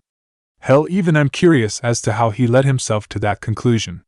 That guy had a wild imagination for sure. Alright? Then let the first match begin. Everyone in the stands goes wild as the proctor jumps away from the two in the middle. I structurally analyzed the sword that belonged to the competitor known as Omoi. It was a simple straight single-edged katana that was abnormally longer than most. It was a conductive chakra metal that reacted to the lightning element the most compared to the other elements. He had been using it since he was 8 years old, and was considered to be highly proficient with it in his village. Although it would be an insult to compare his sword to Sasuke's, Omoi's katana was made of lower-grade materials, meaning it was just a run-of-the-mill, standard-issue blade given to Shinobi of Kumo. After the crowd's exuberance dies down, all is quiet in the arena as the two competitors stared each other down. They were waiting for someone to make the first move. Sasuke kept herself well guarded in a loose but compact stance. She hadn't activated her Sharingan as of yet, so Omoi had to be on the lookout for that. There was no doubt that he probably prepared a countermeasure against her mystic eyes. The raven-haired girl makes the first move and slides her right foot back. He mimics her move, but palms the handle of his blade. That meant he was primarily a swordsman first, with a few extra tricks up his sleeve. Sasuke had become a lot more versatile since her training with Kakashi. I can already tell what her first move was going to be. A poke and prod tactic to force him to show his hand first. In the blink of an eye, Sasuke produces a multitude of shuriken and throws them at her opponent. He keeps his cool and slides out his katana in one smooth stroke to cut the projectiles down. I notice his blade glowed a light blue hue when he sliced through them like butter. Sasuke must have noticed that as well and continues her tactic. A handful. A dozen. A hail of shuriken is released. Omoi continues to deflect and block them all effortlessly, but in doing so revealed his preference of combat. Instead of countering with his own set of shuriken, he opted to go straight for his sword. There was an annoyed look that flashes his face. He realizes this as well as soon as the rain of shuriken stops. Sasuke kicks off the ground away from him to create a larger distance between them. Her hands flashes through a seat of seals and bellows out a multiple small fireballs with the speed of a bullet. Katan Hozenka! He weaves through the fireballs like a snake in a field of grass, trying to gain ground towards Sasuke. But it was to no avail as he was overwhelmed by the sheer number of fireballs. There were times where he couldn't dodge anymore and was forced to use his sword once more to dispel a few of them. At the end of the onslaught, he had been forced back from where he originally started. A negative net gain. So now there was even more space between the two. Good. It was already well known that the Uchiha clan were exceptional users of the fire element and shuriken techniques. She was playing to her known strengths and kept her aces hidden up her sleeves until the situation called for it. Her opponent had overexerted himself. He knew she was playing keep away, but he couldn't do much about it. I found myself nodding in approval to her strategy. Both of her hands dig into utility pouch and produces more shuriken. Crap. Not again. And once more, Sasuke releases a storm of shuriken. This time, she added her lightning chakra to them for added potency. I'm guessing you're approving of what Sasuke is doing, Naruto? Spoke Kakashi. Yes. Although her execution is sloppy and needs more work on her long-range capabilities. Shuriken and kunai are simply too inept at properly whittling down an opponent. She's keeping her cards close to her chest and forcing him to run through a gauntlet to get to her. I explained to Kakashi and whoever else was listening. All Sasuke has shown is that she's adept at shuriken and fire techniques. Maybe a hint of proficiency with imbuing objects with elemental chakra, but that's hard to spot. Especially with how many she's thrown so far. Huh? I didn't catch that actually, notes Asuma. Omo was getting sloppy. The torrential rain of shuriken was starting to get to him as a few here and there begin to cut into him. All superficial, but it all adds up the longer the fight drags out. As he blocks the last thrown shuriken, I take note on how many have been used so far. 192 so far in the span of 15 seconds. Not bad, could be faster. Not bad? That's actually pretty good, Naruto-chan. Especially for a genin. That's easily Chunin level, if not nearing special jonin, defends Anko. Plus, that's smart of her to use seals to store a ton of shuriken. I disagree. Hasanai Saber could easily throw hundreds if not thousands of throwing knives in a heartbeat from great distances. In fact, he could have qualified for the archer class if it weren't for his noble phantasm. But I keep my mouth shut and focus in on the fight. The male Kumogakure Shinobi was beginning to pant in exhaustion. Sasuke kept her composure and looking as if it were all just a warm-up. There were two aspects one must consider or factor in when fighting an enemy: the heart and the mind. The first represented the physical vitality of oneself and the opponent. The second represented the psychological value and impact one has on oneself and the enemy. Confidence, arrogance, meekness, shrewdness.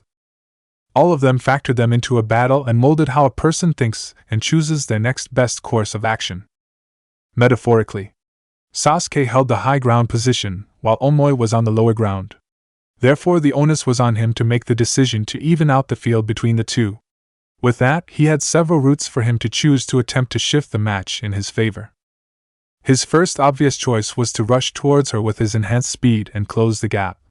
But Sasuke was smart and kept him at bay. Now he was forced to dance to her tune and play the game of long-range attacks. But if he were to do that, then it would expose his arsenal of techniques he knows.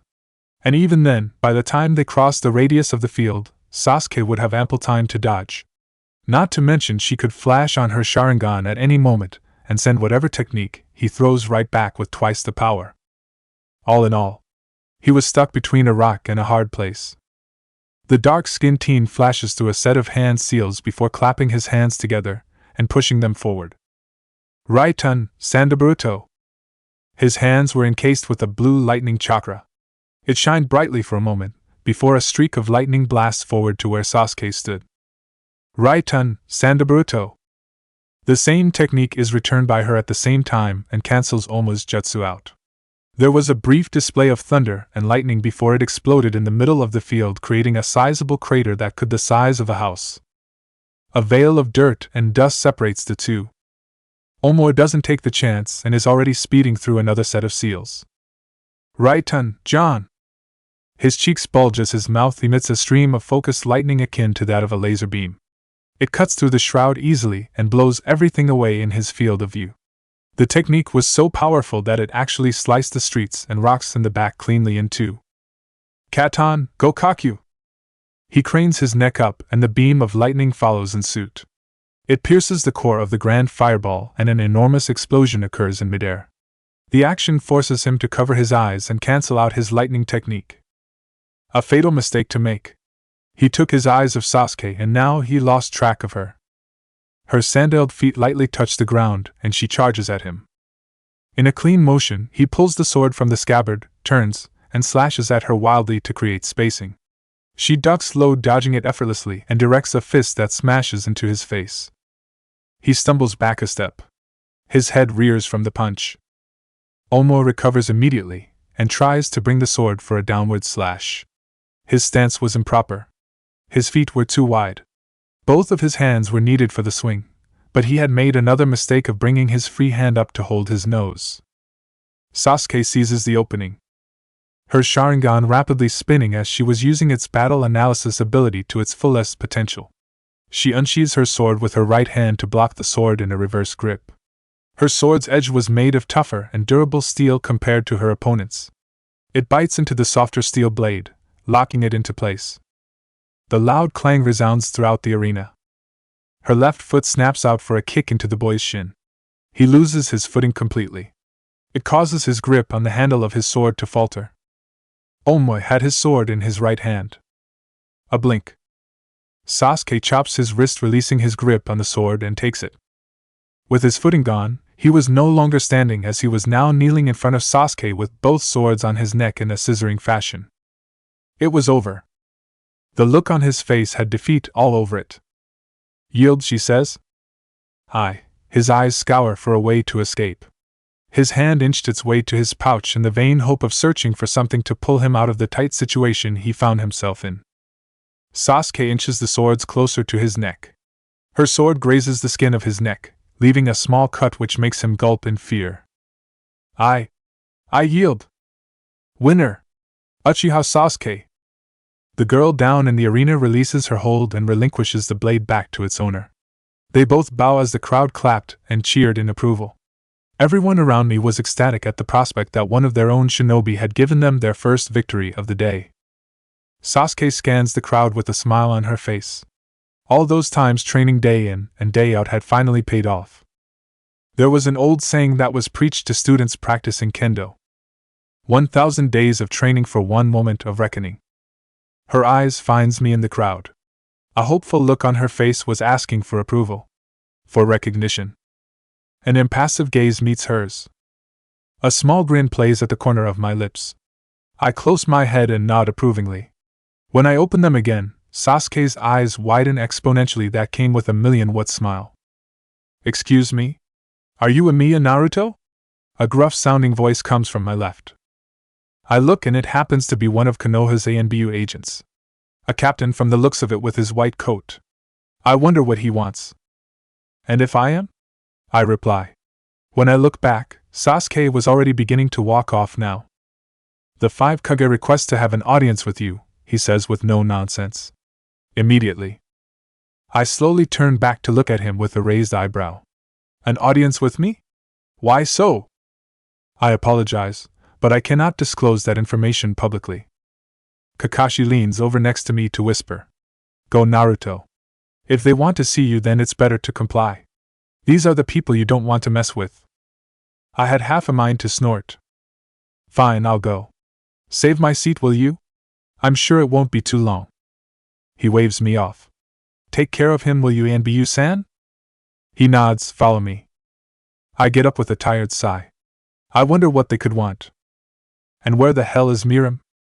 As I followed behind the ANBU agent a few paces behind him, I darted my eyes around to see if I could spot out a small white rat. It was abnormal for him to be absent for long amounts of time. Miram Solomon was a habitual creature. He always checked in to keep tabs on me every 8 or 10 hours. I haven't seen him since the morning of yesterday. We enter a dimly lit tunnel that deafened the roar of the crowd. I pull my hands out of my pocket discreetly and train my eyes on the ANBU's feet. I had a deep dislike for dark enclosed places.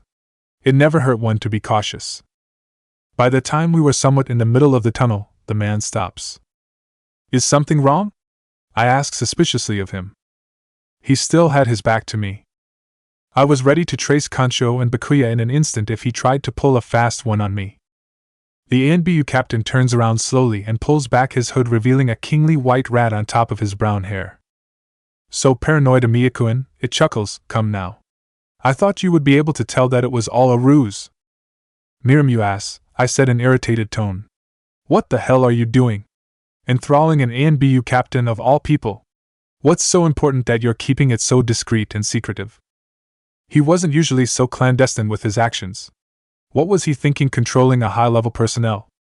ANBU had a routine quarterly psychological evaluation performed by a Yamanaka to make sure they were sound and stable.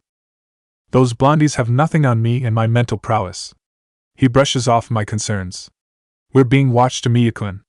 More specifically, I'm being watched. Can't you tell?" "Yeah, a little bit. Last night I felt like someone was watching me, but today I haven't felt that odd sensation yet." "And by who? And why?" If Miram was going to great lengths to conceal himself to fly under the radar, then it was more than enough to put me on alert status. "Use your nose, you idiot. Haven't you noticed some peculiar things that are a bit off kilter?" My magical readings have been going off the charts lately, but I can't accurately pinpoint where. And who else but Michael and his little secret friend? I inhaled deeply through my nostrils. The first thing I smelled was the dampness, followed by the familiar taste of iron. Blood. I was smelling so much of it that I could practically taste it with my tongue in my mouth. And the second being the acute smell of used prana in the air. As if there were a great and many people channeling their magecraft all at once. I try and pinpoint it, but it all becomes blurry the harder I try. What the hell is going on? Now you see my cause for concern, Amiya-kun? A couple months ago this place was dead to the world in terms of active prana generation. Now it's lit up like a Christmas tree. He makes the ANBU place a hand on the wall, which causes a seal to appear. At a glance it feels familiar to me. One of the reasons why I brought you here is because I stumbled across a peculiar little magic circle. Someone's preparing something today, and I bet you all my treasures that it's the same person that I encountered last night that was snooping on me. Did they happen to murder someone as well? I follow up. Yes. I was following the trail at the time, and the poor fellow was already turned into a paste on the ground. The life force from him was completely sucked away. And I have a sneaking suspicion you and I both share as to who it is. I swallow the lump in my throat. Do you think they're after control of the ley line? Or something more sinister? He was silent for a moment as he continued working on analyzing the seal. That would be my first guess. Anything else after is just pure conjecture on our parts, and it's up in the air. There's plenty of souls to harvest if that's what they are after. Maybe looking to topple the regime and system? Who knows, Amiya-kun? Who knows? His tiny red eyes narrows at the seal. This isn't looking good, Amiya-kun, he murmurs. Have a look. I come around for a better look and thoroughly analyze the seal. It looked to be like two squares layered up on each other to form an octagram. There was a circle that encompassed the entire thing with two more in the center of the squares, followed by flame markings spread out from the epicenter. As per usual, there were seals inscribed everywhere on the borders and inside it. Look familiar to you yet? My eyes narrow for a moment, then exponentially expands out. This, no. I say breathlessly. This can't be, is it? I look to him. A variation of it, from what I can tell. It doesn't seem to have the same efficacy as Riders, but it can still do quite a lot of damage. Blood Fort Andromeda, the outer seal, Blood Temple. Miram, we have to warn the Hokage. We have to warn everyone. I turn immediately to where we came from, but Miram stops me. No, you boneheaded idiot. Listen to me, Amiya-kun. If we pull the plug now, we could potentially jumpstart whatever they are planning ahead of schedule. The ANBU captain's hand grabs onto my wrist. Think of how many innocent lives that can be lost. That stops me right in my tracks. He was right. But I just wanted to save as many as possible and get them far away from here. Every part of my being was revolting at the idea of inaction. We need to be discreet. There's more eyes and ears that are looking at us than I can care to count. Luckily, he scrapes off a portion of the seal, causing it to fizzle out. There are only a few seals that I can sense, so they were sloppy. My rats can deal with them, while we try and prevent a disaster from unraveling. I know. I didn't like this at all. Sitting around and twiddling my thumbs while hoping for the best. There was a high chance that I was going to be fidgeting in my seat all throughout the matches. What if they enact their plan in the middle of a match? That would cause mass confusion and hysteria for the spectators at the first sign of trouble. And with so many foreign delegates and shinobi, it would be bedlam in the arena. Konoha forces would think it was a terrorist attack or invasion on their homes, while the visitors would presume that it was a conniving scheme for a trap. So was the whole audience with the 5 Kage thing a lie? He looks back at me. Actually, no. That's a real thing, so you still have to head on up. We're finished here, so let's get the move on. And remember, keep it quiet and subtle. We don't know who is in on the plan and who isn't. Miram controls the body, and we move to a flight of stairs. I felt like there was a countdown happening in my head. A countdown to 0.